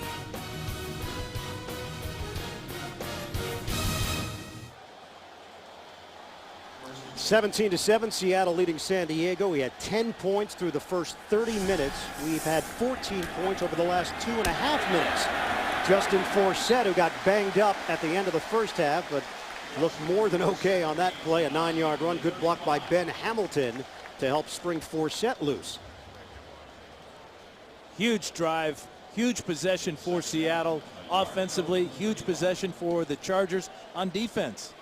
Marcus Trufant being checked out by the Seattle medical staff, and a penalty marker is thrown. Ball start. Offense number 26. 5-yard penalty. Remains second down. And that works against Michael Robinson, the former collegiate quarterback at Penn State. Phillip Rivers now 198 yards through the air. Hasselbeck is over 200 with a touchdown and an interception here. Tolbert has been held in check. And Forsett, 54 yards on the ground. And off to Forsett. And he runs directly into the arms of Luis Castillo. They whistle the play dead and give him a gain of 1 on the play. How important then is that false start by Robinson? They're second and 1. Back them up 5. Second and 6. And then they get absolutely nothing on that run by Forsett. Penalties just kill you. It's a third down now for Seattle. They lead 17-7, 11:20 to go in the third quarter. Motion man is Dion Branch. Operating out of the gun. Protection is there. Hasselbeck steps up. Hasselbeck a pump fake, and Hasselbeck hit hard. Boy, I'm not sure if he got to the spot. Very close, and it looks like they'll give him enough. Yes, a first down for Seattle. So Matt Hasselbeck, not known as a runner throughout his NFL career, now in his 12th year, and you mentioned it earlier, has a couple of touchdown runs through the first 2 weeks of this NFL season. The only touchdown runs for the Seahawks are from the quarterback. He hadn't had a touchdown run since 2005. That was a first down run for Hasselbeck. Hasselbeck to throw. On the quick throw to Forsett.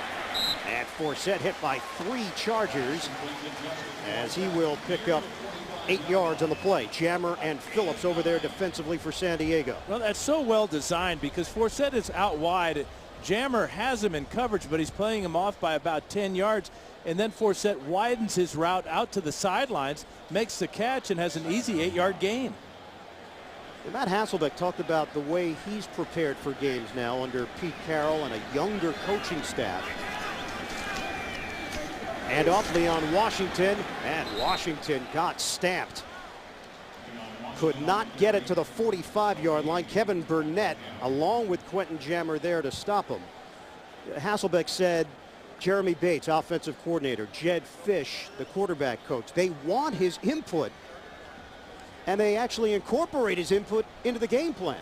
And because of their strange practice schedule where they don't really practice game planning things until Thursday or Friday, Hasselbeck is behind the 8 ball a little bit, but it has forced him to prepare earlier in the week and prepare more diligently. On a 3rd and 1 now. Motion, Dion Butler.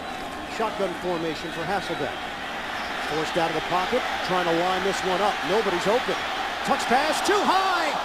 Carlson had released, and Hasselbeck had him. And the Seahawks forced a punt. Yeah, that's one of those things not on the same page. Really good job by Hasselbeck, buying 5 or 6, maybe even 10 seconds on this play. Boone is late to close, and a little more touch on that ball, and this is a touchdown for Carlson and the Seahawks. And doesn't he know it? And a big defensive stand there for San Diego. After the Washington touchdown on the kick return, Chargers answered with their first points of the day. John Ryan punting, former CFL punter, to Patrick Creighton. And he brings it in cleanly at the 15-yard line. That's where San Diego will open this drive. Chargers trailing Seattle 17-7. Sean Merriman, the Pro Bowl linebacker, suffered a calf injury early in this game, pronounced out. And Merriman watching from the sideline. Luis Vasquez injured left knee also in the first quarter. He's been out, and Tyrone Green has stepped in for him. Handoff for Mike Tolbert, and he's spun down by Chris Clemens. It's a loss of 1 on the play.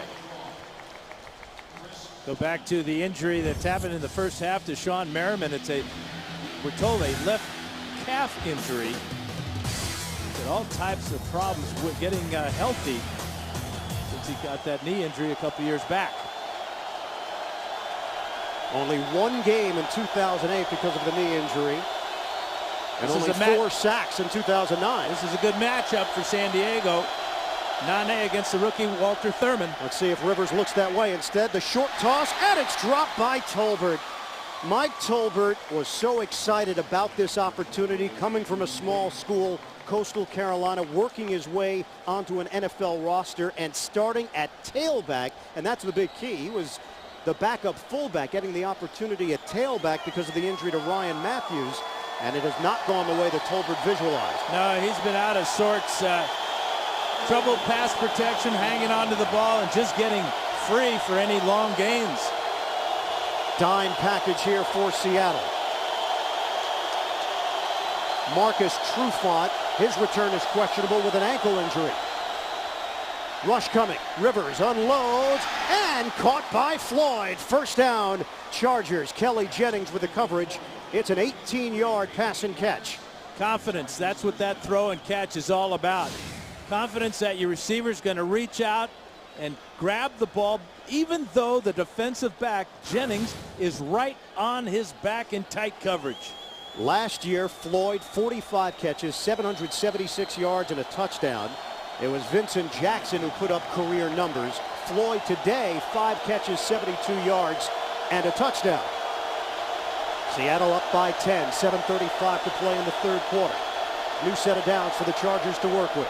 From the gun, Rivers on the throw to Jacob Hester. He sprawled out to make the catch, and it's a 2-yard gain for San Diego.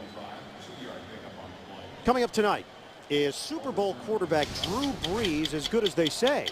60 Minutes puts his accuracy to the test. You'll see the results tonight on the season premiere of 60 Minutes, only CBS. Matt Hasselbeck, 17 of 27, 212 yards, a touchdown, and an interception. Rivers' numbers started slowly. He's now 13 of 23, 218 yards, and a touchdown. 2nd and 8. Rivers out of the pocket, directing traffic, finds the open man, Patrick Creighton. And Creighton into Seattle territory. It's another San Diego first down, 23 yards. They usually tell quarterbacks never throw late over the middle. Well, you don't tell Philip Rivers anything about throwing the ball. Here's Creighton down here. He's just going to find the lane here. Rivers comes out of the pocket after the play fake. And look at that void in the middle of the field. When you got a gun like Rivers, you can throw late over the middle. This team was 7-1 on the road last season, the best mark in franchise history. They know how to handle hostile crowds, and Rivers is so cool under pressure. Deep drop for Rivers, steps up, and throws out of cross. Antonio Gates, circus catch for Gates. How did he bring that one in? 13-yard reception. Now you get the hot hand, and that's what Gates has. Watch his left hand, reaching behind himself. One hands it against, pins it against his leg, keeps it off the ground. What a play by Gates. Look how close to this ball come to hitting the turf. David Hawthorne is like, what? How did that happen? Antonio Gates, the 6-time Pro Bowler. First down, Chargers inside the Seattle 30. Fake the handoff. It's all aerial right now. And a BB over the middle is incomplete. Antonio Gates, the intended receiver. Yeah, Gates smiling because he knew he kind of checked up on his route there. He slowed down on the crossing route. And you could see Rivers mouth the words, keep going. That's why they missed on that rare occasion for these two to miss. Darren Sproles in the game for San Diego. You know, it's been a lot of passing, and it's been a lot off of play action. Chargers aren't running the ball at all, and yet the play action's very effective. Offensive line has done a better job in this third quarter compared to the first half. Rivers, that ball knocked down. Colin Cole extended the arm and was able to disrupt the play that was going to Darren Sproles. That was a great play by Cole because Sproles has blockers in front of him on this screen. Watch the left hand of Cole just reach out. He's only 6'2", and he got 2 fingers on that ball. But look in front of Sproles. There's nothing but goal line in front of him. 9th play of the drive. They've had only one running play. They've covered 55 yards on this possession. Line of scrimmage is the 29-yard line. Not a lot of balance for either team. Now facing a 3rd and 10. Shotgun Rivers. Rush coming, and play was whistled. Flag is thrown back in the secondary at the 9-yard line. Delay game. Offense. 5-yard penalty. Remains 3rd down. You know, this delay of game penalty moves them back 5 yards. If they don't complete this pass on 3rd down, it makes a real long field goal for Nate Kading. There's the play clock, and it is at 0 before the ball is released by Nick Hardwick. Well, right now, Kading would be staring at a 52-yard field goal if San Diego gets no yards on this down. He's got a career long of 57 set back in 2008. 3rd and 15 now for the Chargers. Rivers steps, and Rivers is sacked. He got engulfed by Chris Clemens, who has been a terror today for Seattle. Second sack of the game, and it's just like his first one. He's just going to run right by Brandon Dombrowski, the left tackle. Dombrowski gets a hand on him, but he doesn't push him by the quarterback, and Rivers is punished one more time. And somewhere in San Diego right now, Marcus McNeil is watching this telecast. And doing extra push-ups and sit-ups, getting in shape. Right. He'll make his season debut in week 6. Timeout was called.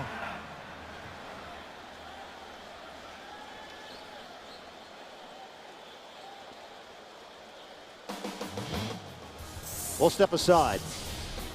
4:40 to go, 3rd quarter. The NFL on CBS is sponsored by the Capital One Venture Card. What's in your wallet? And by DirecTV. Watch your favorite team wherever you live, only on DirecTV. Call to switch today. After the timeout taken by Seattle, they had 12 men on the field. San Diego will punt it with Mike Cypress. Golden Tate, the return man, and a fair catch taken in at the 7-yard line. So it's a 36-yard punt, and Seattle will be deep in its own territory with a 10-point lead. San Diego Chargers have posted 16 straight wins over West Coast opponents. That would include Seattle, Oakland, San Francisco, and Arizona. Chargers find themselves down 17-7 with 4:38 to go in this 3rd quarter. 1st and 10 from the 7. Bootleg, and not crisp.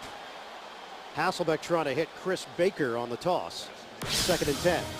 Next Sunday, the NFL on CBS features a crucial early showdown. The Ravens visit the Steelers, the Jets battle the Bills, or the Colts take on the Jaguars. Check local listings for the game in your area. It all begins with James Brown and company. The NFL Today live at noon Eastern here on CBS. Hasselbeck, after being red hot in that second quarter, just 1 of 3 this quarter for 9 yards, and he's missed a couple of wide open receivers. First Carlson, and that time Baker. He sends for set up as a receiver to the outside. Rush coming, look out! And Hasselbeck is sacked for a safety. Brandon Seiler came firing through for San Diego. First sack of the year for Brandon Seiler. Watch him explode right through a huge gap in the offensive line. This is what they call the A gap, and that's the most dangerous one for a quarterback. Put up 2 points for Brandon Seiler. Brandon Seiler in for the injured Stephen Cooper, and Seiler is playing like a starter. National title with Florida back in his college days. A hard-nosed, physical inside linebacker. And he smelled that one from the start. Had a beeline right for Matt Hasselbeck. 2 points on the board for San Diego, and now a kick from Seattle. San Diego will get the football back. And they also have momentum back. Ron Rivera dialing up that blitz. The blitz has been very good for the Chargers early this season. And no bigger sack so far this year than that one by Seiler. Produces 2 points. And it's back to a one-score differential. 8-point disparity.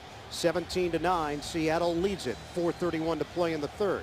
That's the worst thing about suffering a safety is now you have a kick from the 20-yard line. It's going to be a punt, but the Chargers should get excellent field position. Although Patrick Creighton way back inside his 15-yard line. He's expecting a real long punt. So John Ryan, who punted for the Winnipeg Blue Bombers and was with the Green Bay Packers, on the free kick. Creighton is the deep man, and Creighton will catch this one at the 14-yard line. Creighton now slices his way up the field and banged down at the 45. So that's where San Diego will have the football after the 31-yard return by Creighton. NFL Today update. Let's go to New York and JB.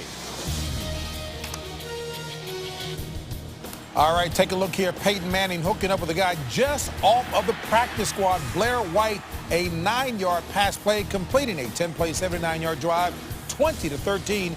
Indianapolis on top. Boy, Peyton just hooks up with anybody. Back to Ian and Dan.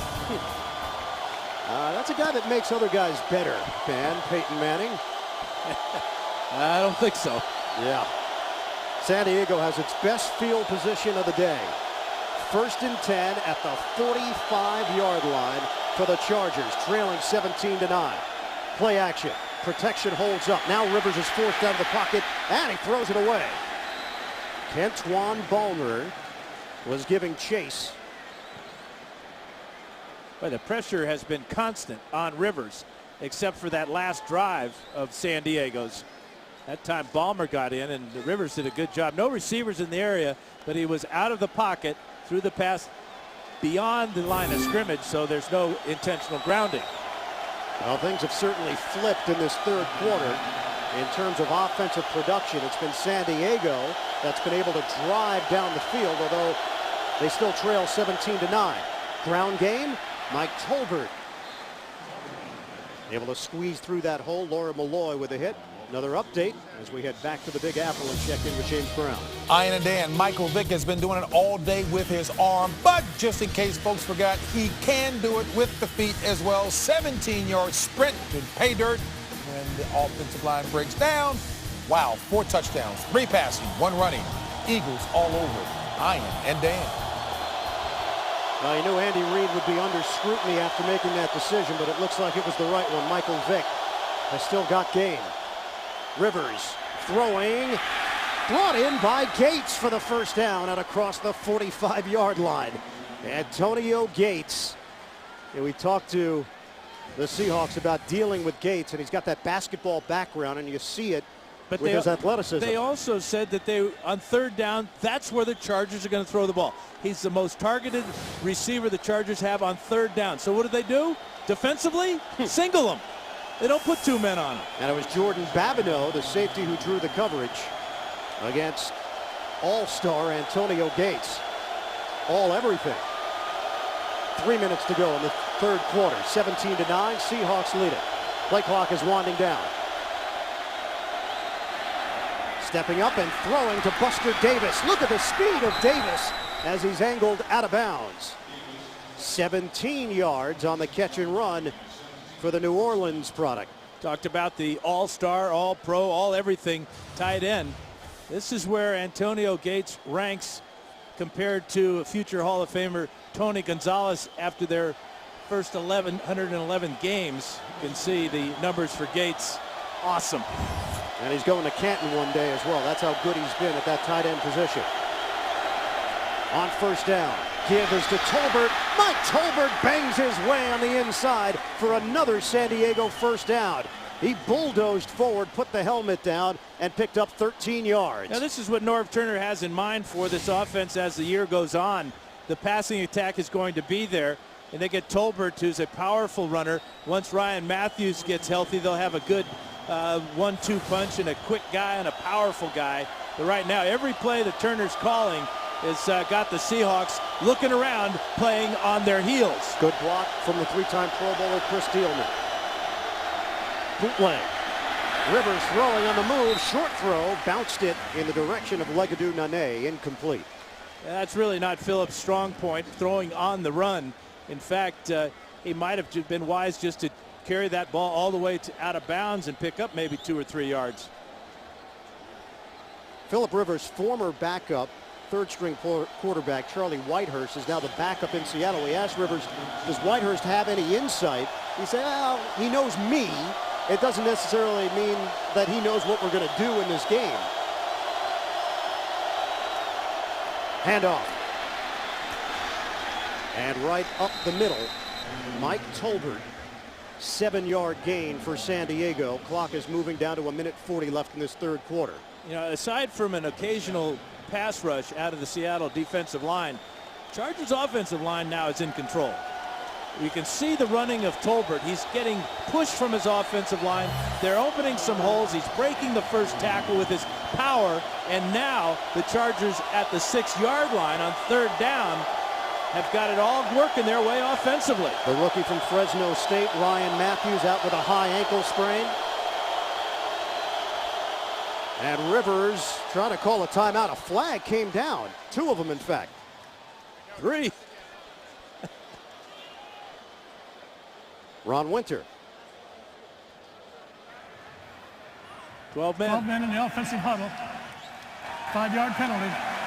Remains third down. Now Rivers recognized it, tried to back out of it. It was too late.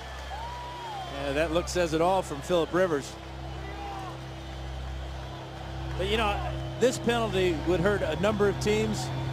But the Chargers, with their passing attack, with Gates and those tall receivers, just gives them more room to work with. And remember, they've got a rookie, Walter Thurman, in for Marcus Trufant. We'll see if Rivers looks in that direction here.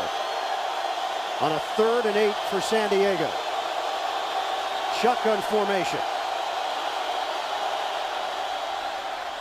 Rivers steps, throws, end zone, knocked away. And it's Thurman making the play for Seattle. He was the GOAT last week when he muffed a punt that Denver recovered in deep in the Seattle end of the field. Great play by the former Oregon Duck, the 4th-round pick. Watch him go high with the right hand and knock it away. Almost came away with a huge interception. He had 12 career interceptions at Oregon. And San Diego has to settle for a field goal try from 29 yards away. Nate Kading. Cypress will hold it. Ryan Neal, who's their 3rd snapper this year. And it all works perfectly as Kading is able to put 3 on the board. 17-12. Seattle leads it. 37 seconds remaining in the third quarter. Last time these two teams played, well, you have to go back 4 years ago, December the 24th. Remember this guy? Vincent Jackson on the receiving end of a 37-yard touchdown pass from Phillip Rivers. That was with 29 seconds left in the game. Chargers rallied to win it 20-17. And in a driving rainstorm there, but no win. And that was the difference between that game and the Chargers' first game of the year in Kansas City in a monsoon, but a very strong wind, swirling wind at Arrowhead Stadium. Well, Vincent Jackson, who would not be able to play until week 7, 6-game suspension, had a 1-year tender offer of $3.3 million. Jackson turned it down, looking for more, thought he was going to get dealt this past week, maybe to Minnesota. The Chargers reportedly wanted a 2nd and 3rd round pick in the deal, and no trade ever materialized. So Jackson continues to sit, and the Chargers live their lives without him. Kading will kick it off. Leon Washington is back deep. Has already had a 100-yard kickoff return for a touchdown. Short kick. Washington fields it on the run. And Washington now trying to break to the clear. Lost his footing out around the 45-yard line. His eyes, I'm sure, got really big thinking what was in front of him. Turns out to be a 33-yard return. His eyes weren't quite as big as Nate Kading's eyes because it was going to be Kading and Washington again. But he is going to make a move there and just fall down. So you wonder about that leg of his, the strength in that leg, because normally last year before he broke his leg, he would have scored easily on that play. But he sets up the Seahawks with a 1st and 10 at the 48-yard line. Seattle has only 17 yards of offense in this 3rd quarter. 30 seconds remaining. Seahawks 17, Chargers 12. Forsett in the backfield. Michael Robinson in for the injured Quinton Ganther at fullback. Forsett gets the call, and he's dragged down as he picks up a couple. Antonio Garay will be given credit for the stop for San Diego. Yeah, it makes you wonder what's wrong with Julius Jones. Haven't seen him at all today. Washington has been in the backfield spelling Forsett, but there's been no Julius Jones so far. That'll be the final play of this 3rd quarter. Seattle in front of San Diego. 17-12 will return to the Pacific Northwest after this message and a word from your local station. You're watching the NFL on CBS.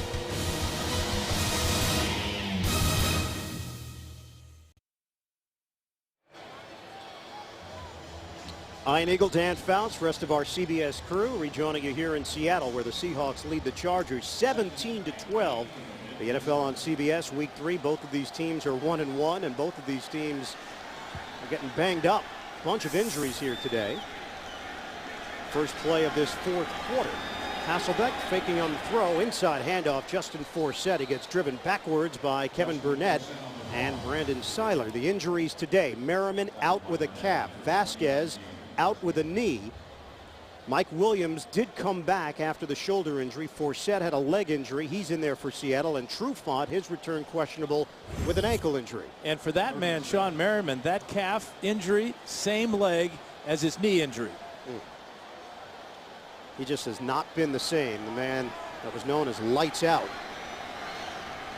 since that knee injury a couple of years ago. Hasselbeck throwing underneath the coverage to Carlson. And he picks up a modest 2-yard gain on 3rd down. And Kevin Burnett, who had a big ball game last week with an interception and is really getting comfortable in this defense, former Dallas Cowboy, makes the play. Yeah, you got to wonder about the decision to throw this route to a tight end who's 5 yards shy of picking up a 1st down. Good tight coverage by Burnett. Patrick Creighton awaiting the punt from John Ryan. Career average of over 45 yards per kick. Fair catch. Creighton brings it in at the 17. It goes down as a 30-yard punt. San Diego has the football, down by 5.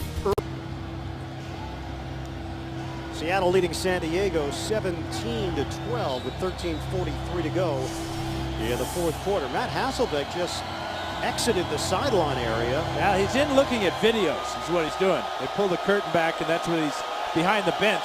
He's not injured, I don't believe. Now right now it's the Seattle defense that's on the field. San Diego with the football. Mike Tolbert bursting through as he carries to the 25-yard line. He is a load. 8-yard gain for Tolbert. 5'9", 243 pounds, but assured us yesterday that he can dunk a basketball. And he pointed to his thighs and says, I got some power here. And I wasn't going to dispute it. Like two of yours. 2nd and 2. Tolbert again. You know what you got to like, Ian, about Tolbert is he had a rough game for 3 quarters. And now he's playing like he played last week against Jacksonville. He's gaining confidence. And as he gains confidence, that offensive line gains confidence. And they're able to go forward and block Seattle instead of always retreating and pass blocking. Offensive linemen most of us would rather go forward than backwards. 16 carries, 82 yards, 2 touchdowns last week. He had 25 carries all of last season. He's got a first down for the Chargers out near the 30-yard line. Rivers steps up, slings over the middle, and it's picked off. Intercepted by the rookie Earl Thomas. And Thomas out of bounds. Antonio Gates, the intended receiver. Rivers hoping that this ball hit the ground, but Gates went down to try to make the catch on this low throw and actually pops the ball up in the air. That could have been called pass interference there on Hawthorne, but that's heads up by the rookie Earl Thomas. That's why they took him in the first round. He brings it back 34 yards all the way to the 11. Now let's see if Seattle can capitalize on this huge turnover. Boy, this could be a game changer for the All-American out of Texas, number 14 pick. Now, Phillip Rivers was hoping it hit the ground. It did not. It was a clean interception for Earl Thomas. 8 interceptions last season for the Longhorns. Hasselbeck working out of the gun. Throwing on the move. Catch is made by Deion Branch, and then he is twirled down after the short gainer on first down. He picks up 6 yards. I'm a little bit concerned with this Seattle pass offense at this point on the field. Very few shots to the end zone. A little rollout that time, got him a nice gain, but no points. Phillip Rivers now 17 of 33, 277 yards, a touchdown, and the interception as it deflected off of Antonio Gates. Keep your eye on number 89, John Carlson. Had a touchdown earlier. And Hasselbeck is forced to use a timeout. That's the second timeout called by Seattle. Looking for Carlson. Carlson's on the bench. Only 1 timeout remaining. The NFL on CBS is sponsored by Budweiser. Grab some buds and be a part of the Budweiser National Happy Hour on September 29th. New Degree Men Adventure. And by the all-new CRZ Sport Hybrid, only from Honda.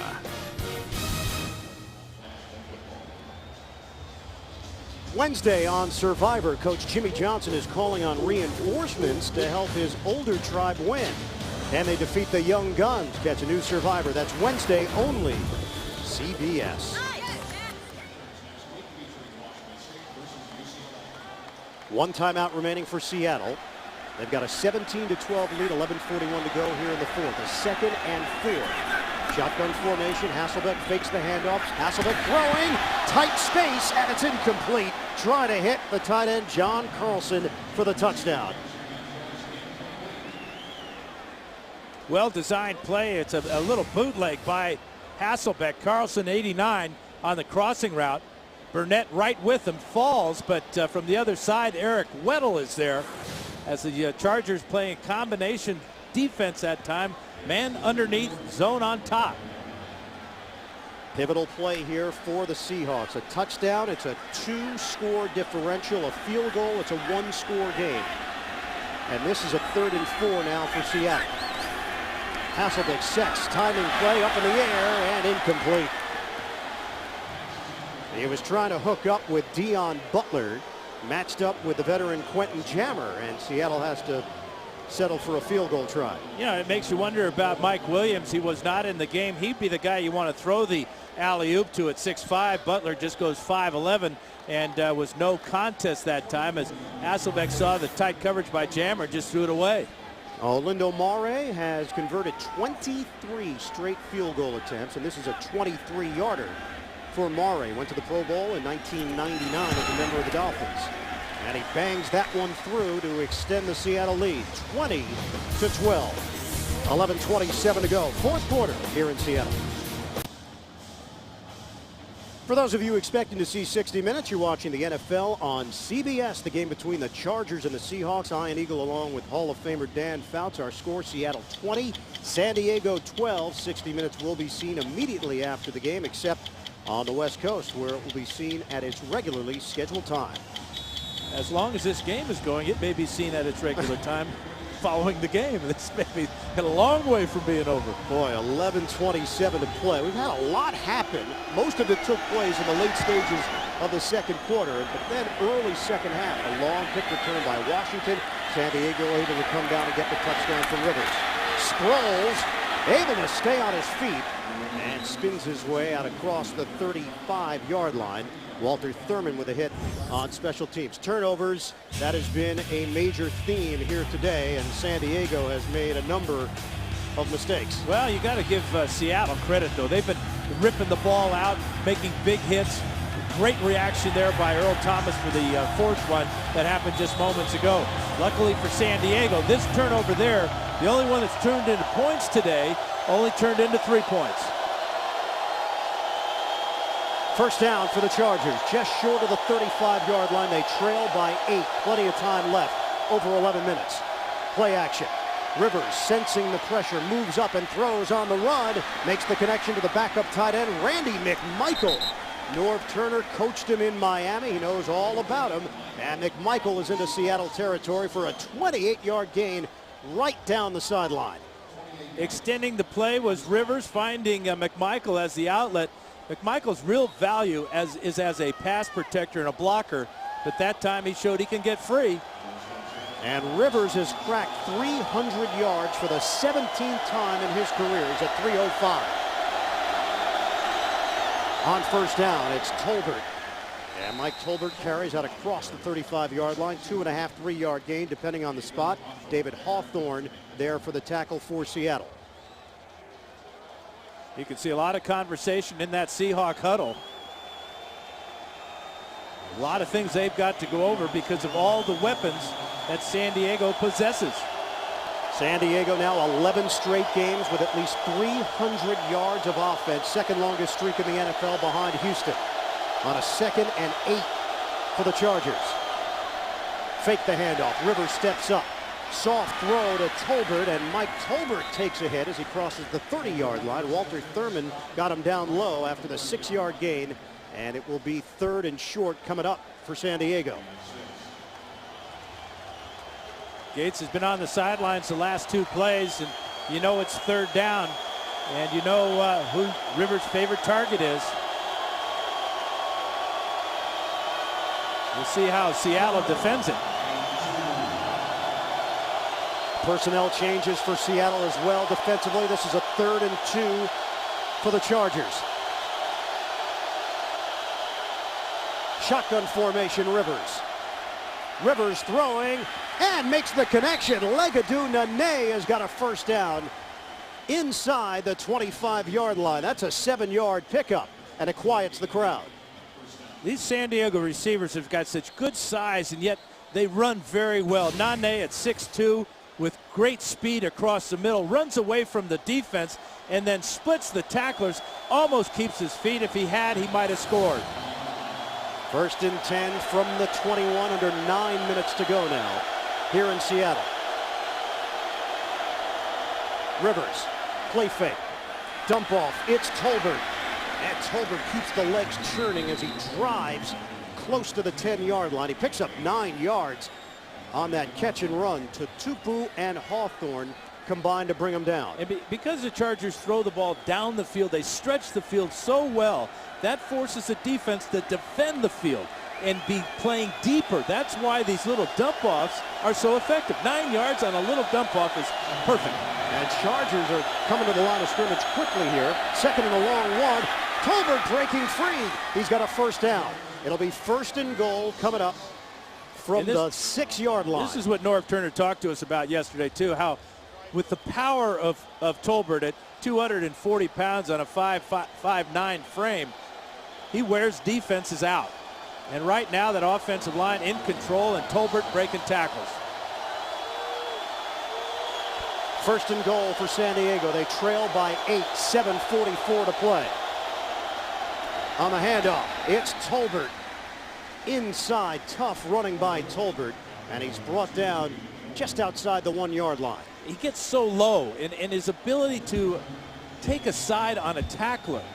He got hit on this play about 2 yards before he went down because he could avoid the head-on collision and fall forward all the way to the 2-yard line. Don't forget, 60 Minutes will be seen in its entirety immediately after the game, except on the West Coast, where it will be seen at its regularly scheduled time. Second and goal now for the Chargers. 3 tight end formation for San Diego. Rivers fake the handoff, moving pocket. Rivers on the move, looking, floats it out of bounds. It'll be third and goal for the Chargers as Junior Seahawks applied the pressure on Phillip Rivers. Well, I just don't like that play selection at all. You're pounding Tolbert behind that offensive line. You're getting at least a couple of yards. That's all you need is 2. And you go with a bootleg with just 2 receivers out to that side. Man, give Tolbert the ball and let him roll. Darren Sproles checks in. This is a third and goal for San Diego. Play clock winding down. And they need a timeout. Rivers recognizing it with 1 second left on the play clock. And they'll use their first timeout of this second half. We'll step aside. 20-12 Seattle. The NFL on CBS is sponsored by Prudential, the rock you can rely on to meet today's financial challenges. And by Verizon, the official wireless service provider of the NFL.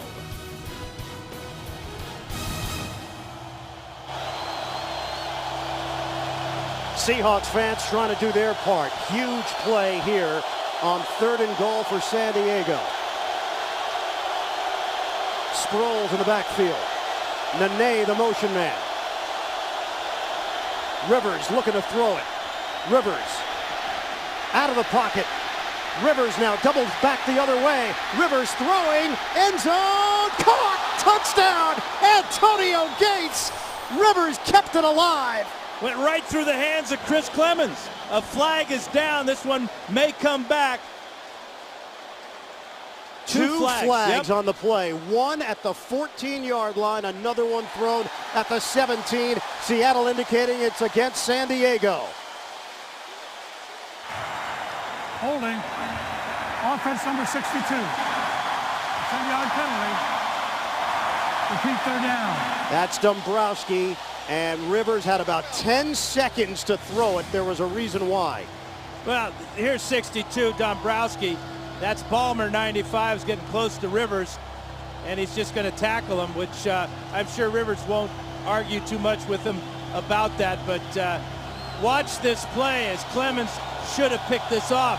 He's a defensive end, showing you why he plays defensive end. They'll back it up for San Diego. They still have an opportunity here. It's a third and goal, but the ball is at the 12-yard line. 8-point disparity, 6:44 to go. Shotgun formation. Here comes the rush. Rivers gets rid of it. Touchdown! Rivers to Gates. The Chargers are 2 points away from tying this one up in the fourth. And Turner's talking about going for 2 at this point. Here's the isolation. It's again single coverage. Gates on Babineau. I just don't understand it. They know on third down, they know in the red zone, they know near the end zone that Rivers is going to be looking up number 85. Darren Sproles picked up Lawyer Malloy on a blitz to help give Phillip Rivers that little extra second that he needed. Now, 2-point try, trying to tie this one up at 20.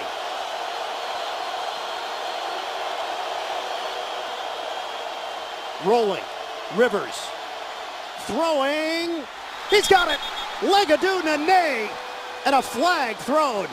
I think he went out of the back of the end zone, came back in. This will not count.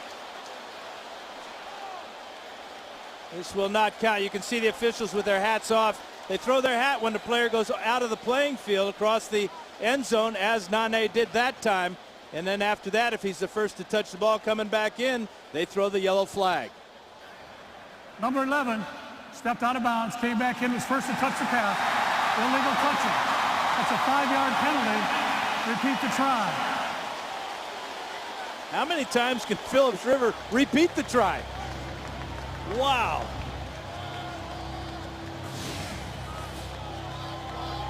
Here's Nane in the back of the end zone. Watch as he's going to get tripped up back here, loses his balance, steps out of bounds right there, and then comes back in. But Rivers will get another opportunity. Seattle stopped San Diego prior to the touchdown, but Rivers made them pay on the next play after the penalty. Similar set of circumstances here. Penalty on the 2-point try. They had converted it. Now Rivers gets another chance. Trying to tie this game up at 20 apiece. Rivers looking, throwing, and it's Nane. We are tied at 20. 2-point try converted by Philip Rivers and the Chargers. They don't quit. They have so much confidence, and that man has so much confidence. Philip Rivers just continues to fight, continues to deliver, keeps his players alive. It's just a 3-man rush for Seattle, which has been deadly for them on the negative side because they're just not getting pressure on Rivers. He's got time to look over the entire field.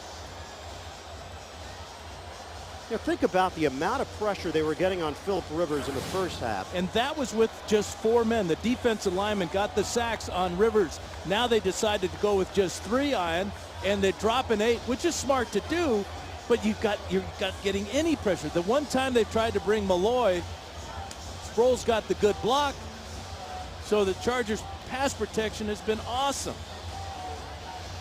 20 apiece. 6:39 left in the fourth quarter. Both of these teams 1-1. San Diego had the bounce-back win last week over Jacksonville. Seattle had it in reverse, the impressive win in Week 1 over San Francisco, and then got throttled in Denver last week, 31-14. Nate Kading will kick it off. Leon Washington is the deep man for the Seahawks. They've tried a couple of short kickoffs, and those haven't been that good. The long kickoff try by Kading was returned for 101 yards to start the second half. And Washington will return this one from the 1. Washington slowed down as he crossed the 20 and stays on his feet. Leon Washington is off to the races once again. Does he have the closing speed? Washington is gone. Touchdown, 99 yards, his second of the day.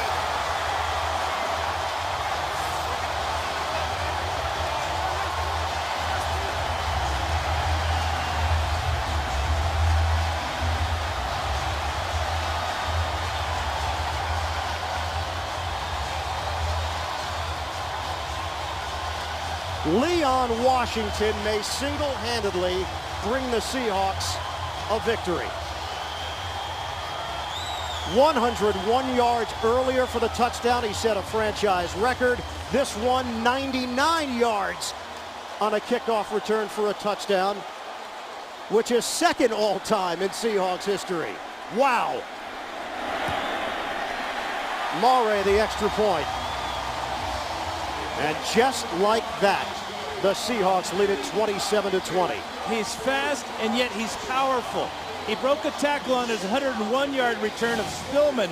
This time he's going to break the tackle of Jacob Hester. Hester's coming down from the right side of the screen right about here. He's got a good shot on Washington, but can't knock him off his feet. What balance. And there's the kicker, Nate Kading, saying, "Ole!" Leon Washington is already the career leader for the Seahawks for kickoff returns for a touchdown based on his performance today. Washington came in with 4 touchdowns in his career on kickoff returns, all for the Jets. You can tack on 2 more. And the San Diego Chargers would be wise if they score again and have to kick off to onside kick. Yeah. Because they cannot cover a kick. 3 weeks ago against Kansas City, McCluster goes 94, and today on a punt return, and today this is just unbelievable. Poor coverage and great determination and desire by that man, Leon Washington. Wow. Leon Washington, the former 4th-round pick out of Florida State. And has that deal ever paid off for the Seattle Seahawks? The Jets deciding to go in a different direction, and Seattle was more than happy to bring on the Pro Bowl return man. Well, they went on a different direction because Washington's coming off a broken leg. They didn't think he could get healthy enough, and they had their eye on LaDainian Tomlinson. Darren Sproles on the return. Oh, Sproles! He got leveled at the 20-yard line by Jordan Babineau. It's a night of premieres on CBS, beginning with 60 Minutes, followed by The Amazing Race and Undercover Boss, tonight only CBS. But Philip Rivers has shown that he can move the football against this Seattle defense here in the second half. Rivers now with 339 yards passing, a pair of touchdowns and a pick. San Diego has 400 total yards of offense. We'll see what Norv Turner dials up here. Turner's the head coach, but he still calls the plays for the Chargers. 1st and 10, ball at the 21-yard line. Play fake. Rivers, look at the time again. Safety valve is Tolbert, and not much there for Tolbert as Lofa Tatupu with a hit, 3-yard gain. Great reaction by Tatupu. He's seen enough of that little dump-off pass to Tolbert. He closed on that quickly. 3-time Pro Bowler Lofa Tatupu.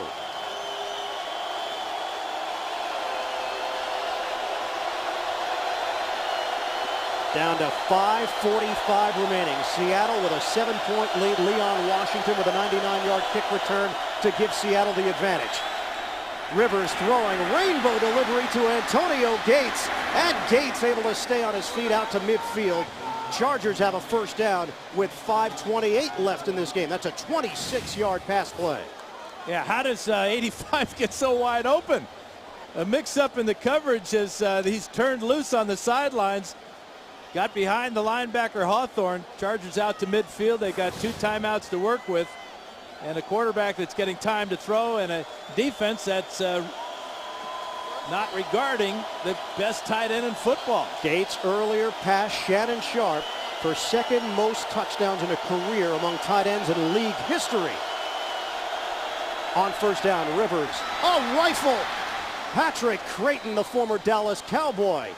And they'll move the chains again. He's brought down at the 33-yard line. That's an 18-yard hookup, Rivers to Creighton. And again, it's the Seahawks rushing just 3 men at Philip Rivers. Creighton really having a good day for the San Diego Chargers. Been solid returning punts and has made a couple big plays in the passing game. Had only 1 catch through the first 2 weeks. He's been more of a factor here today. Rivers now 385 yards through the air. First down for San Diego, trailing by 7. We come up on 4 minutes to play here in Seattle. Play action. Rivers, plenty of time, throwing. This is like practice. Antonio Gates. Rivers making the connection again. Philip Rivers having no problem reading this defense. Well, what defense? It's a zone, and yet they're not covering the field. I mean, the linebackers have taken the short route because Rivers has been successful throwing the dump-offs to Tolbert. Now Gates gets in behind the linebackers. The secondary, the safeties and the corners are so worried about the deep ball that the intermediate pass is killing the Seahawks right now. Gus Bradley, the Seattle defensive coordinator, he has seen Philip Rivers shred his defense in this second half. Rivers over 400 yards passing. Play fake, this play is whistled dead.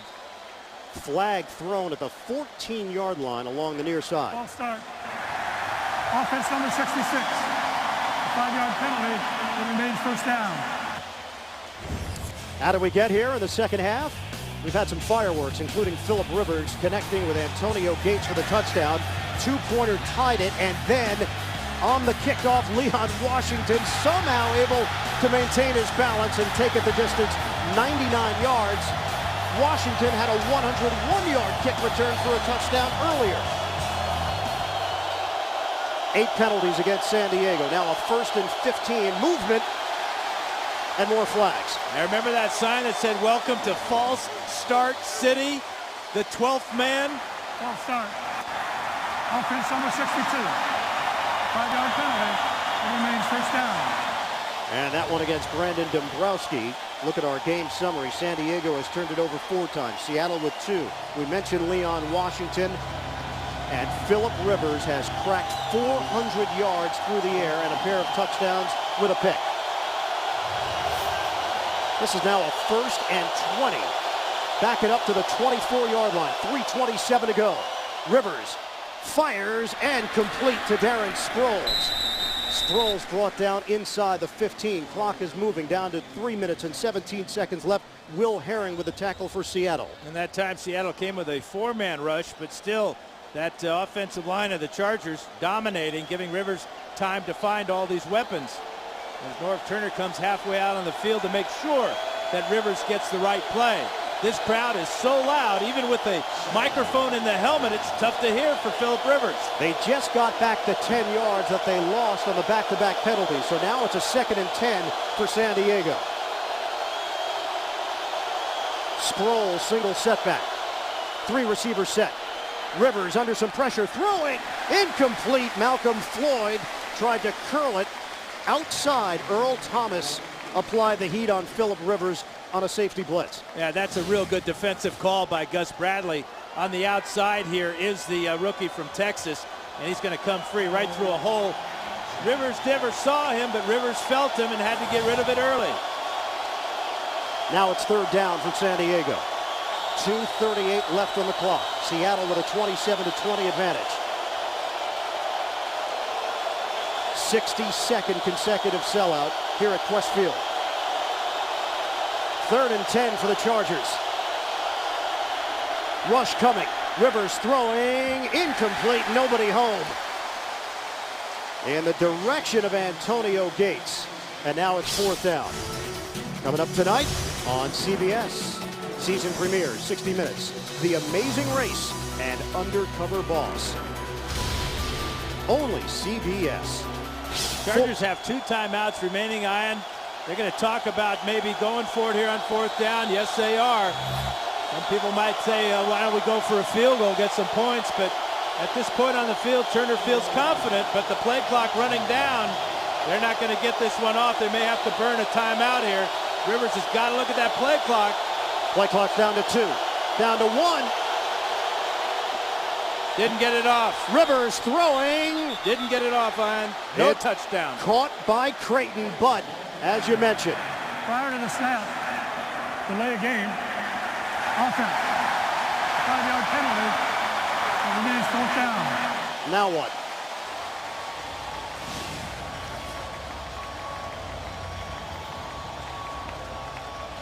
See the play clock on the right side of the screen. Ball still on the ground.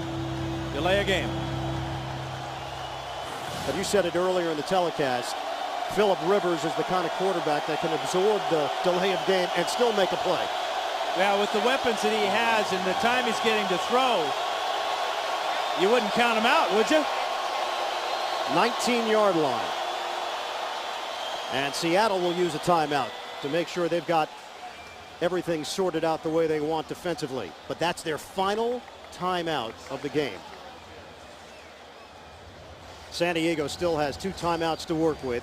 Seahawks have a 7-point lead with 2:34 remaining here in the 4th quarter. This is the effect of this crowd. The 12th man they're so prideful of here in Seattle, even back in the days of the Kingdome. Fall starts, delay a game, 67,000. Hey, Dan, I know Norv Turner has a lot of confidence in his offense and Philip Rivers, but what about the other point of view? Kick the field goal. You still have 2 timeouts remaining. You've been able to stop Seattle on offense throughout this second half. That's an excellent point here, but you talk about confidence. He's seen his quarterback, he's seen Gates, he's seen Nane. They've been making plays. This one obviously is gigantic. 4th and 15 for San Diego. Rivers from the gun. Rush coming, Rivers unloads, end zone, incomplete.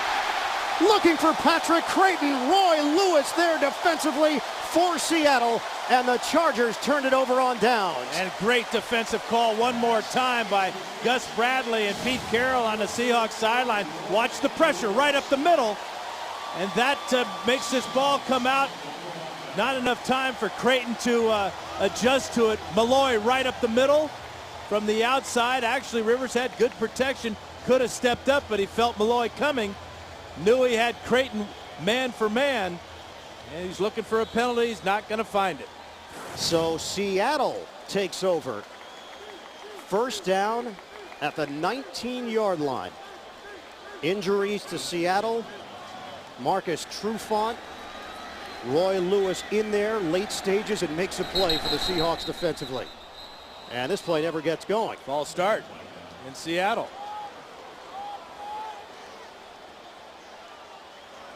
Illegal snap. Center. 5-yard penalty. Remains first down. Now the key here for San Diego, 2 timeouts and the 2-minute warning. So they'll be able, if they can stop Seattle without getting a first down, they'll get the ball back, and they should get pretty good field position. You know, obviously the point, if they kick the field goal, they still would have needed a touchdown to win the game.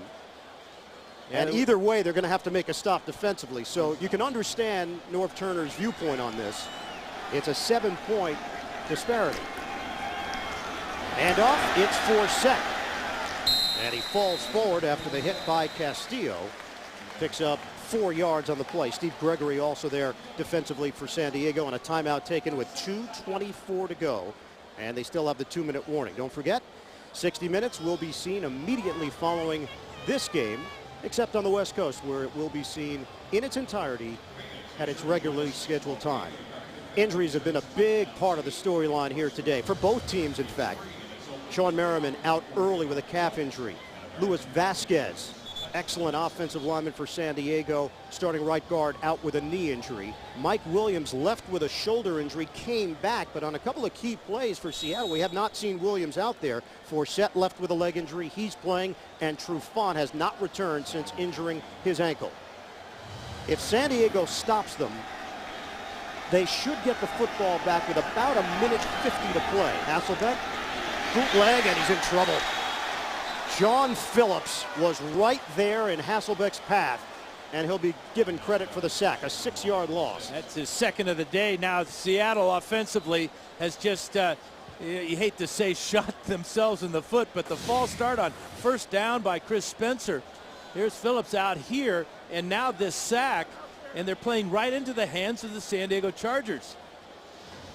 Well, San Diego's not going to use a timeout. They'll let the clock run down to 2 minutes remaining. Seattle with a 27-20 lead. 2 minutes to play, fourth quarter in the Pacific Northwest.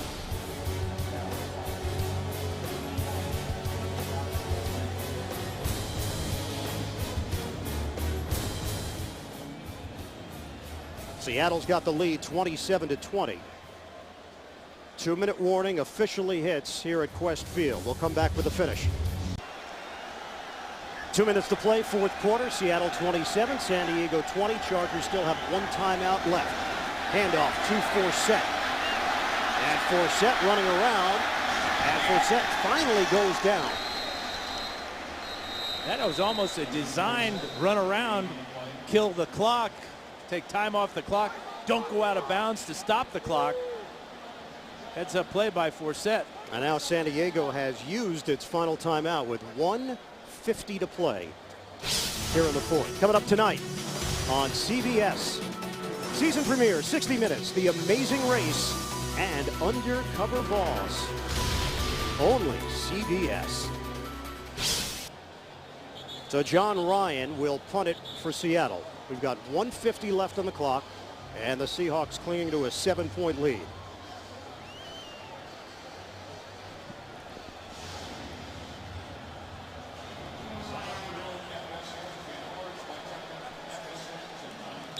Want to welcome those of you who just watched Arizona defeat Oakland. Seattle 27, San Diego 20. Late stages of the fourth quarter, 1:50 to go. Ryan on the punt. Patrick Creighton fields it at the 34. Creighton makes his move upfield across the 45. And he's brought down. Clint Gresham, the snapper, got down the field after the 52-yard punt.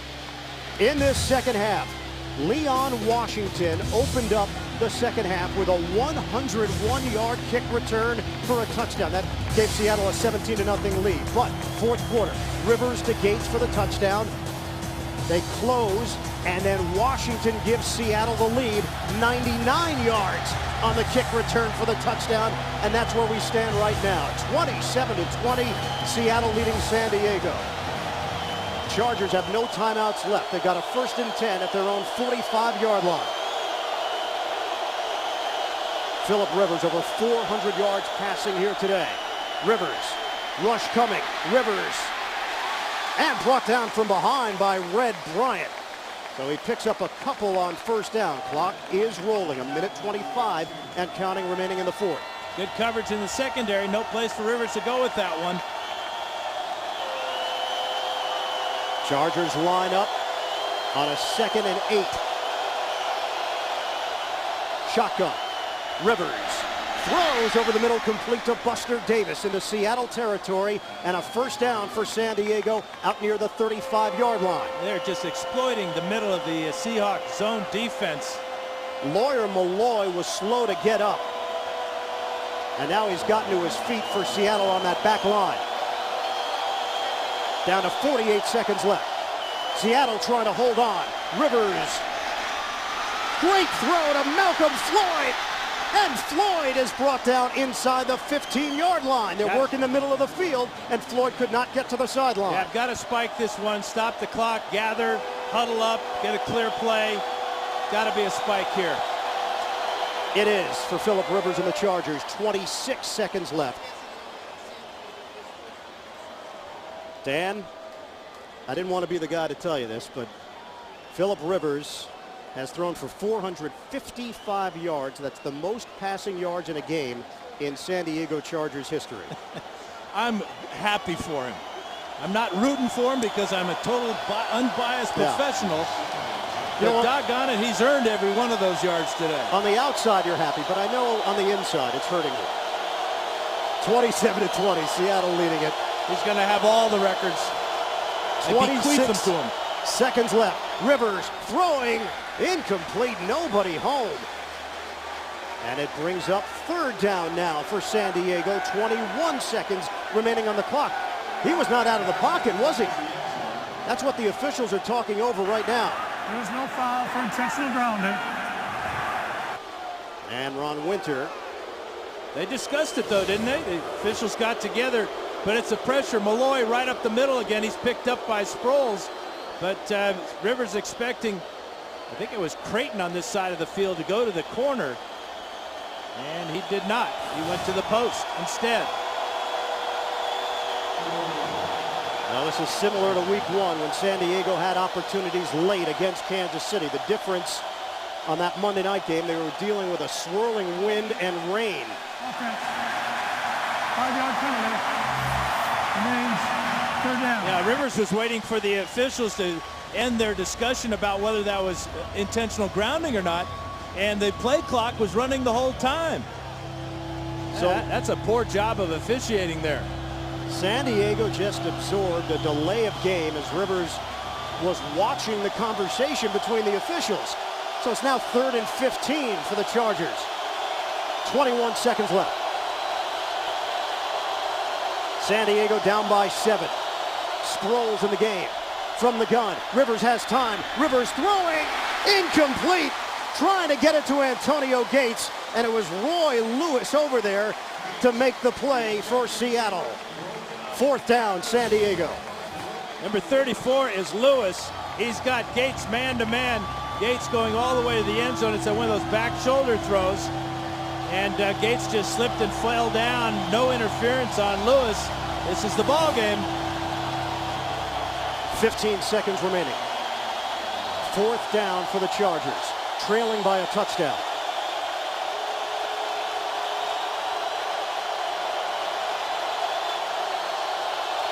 Fans are on their feet. Shotgun formation. Rivers steps, throws, intercepted. It's over.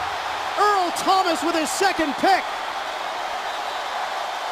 The Seattle Seahawks will hold on for the victory. The rookie out of Texas with the interception late. And the defense comes up huge for the Seahawks.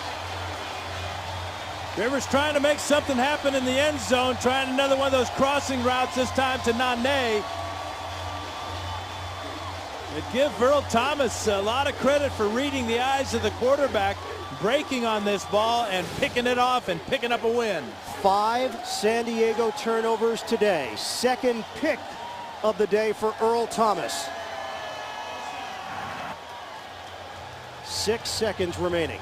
Had an illegal block on the return by Earl Thomas. That will back it up. But really, it's a kneel down and sayonara. Not even sure why Thomas was running. Just go down after that pick. Don't want a chance of fumble in that situation, but it all works out for Seattle. The San Diego Chargers will fall to 1-2. It will qualify as another slow start for San Diego. Seattle gets the win 27-20 over the Chargers, former rivals in the AFC West. And San Diego's mastery over the West Coast teams comes to an end. Seattle wins it 27-20 over San Diego tonight on CBS. 60 Minutes, the amazing race in Undercover Boss. For Dan Fouts and the rest of our CBS crew, this is Ian Eagle. So long from Seattle. You've been watching the NFL on CBS.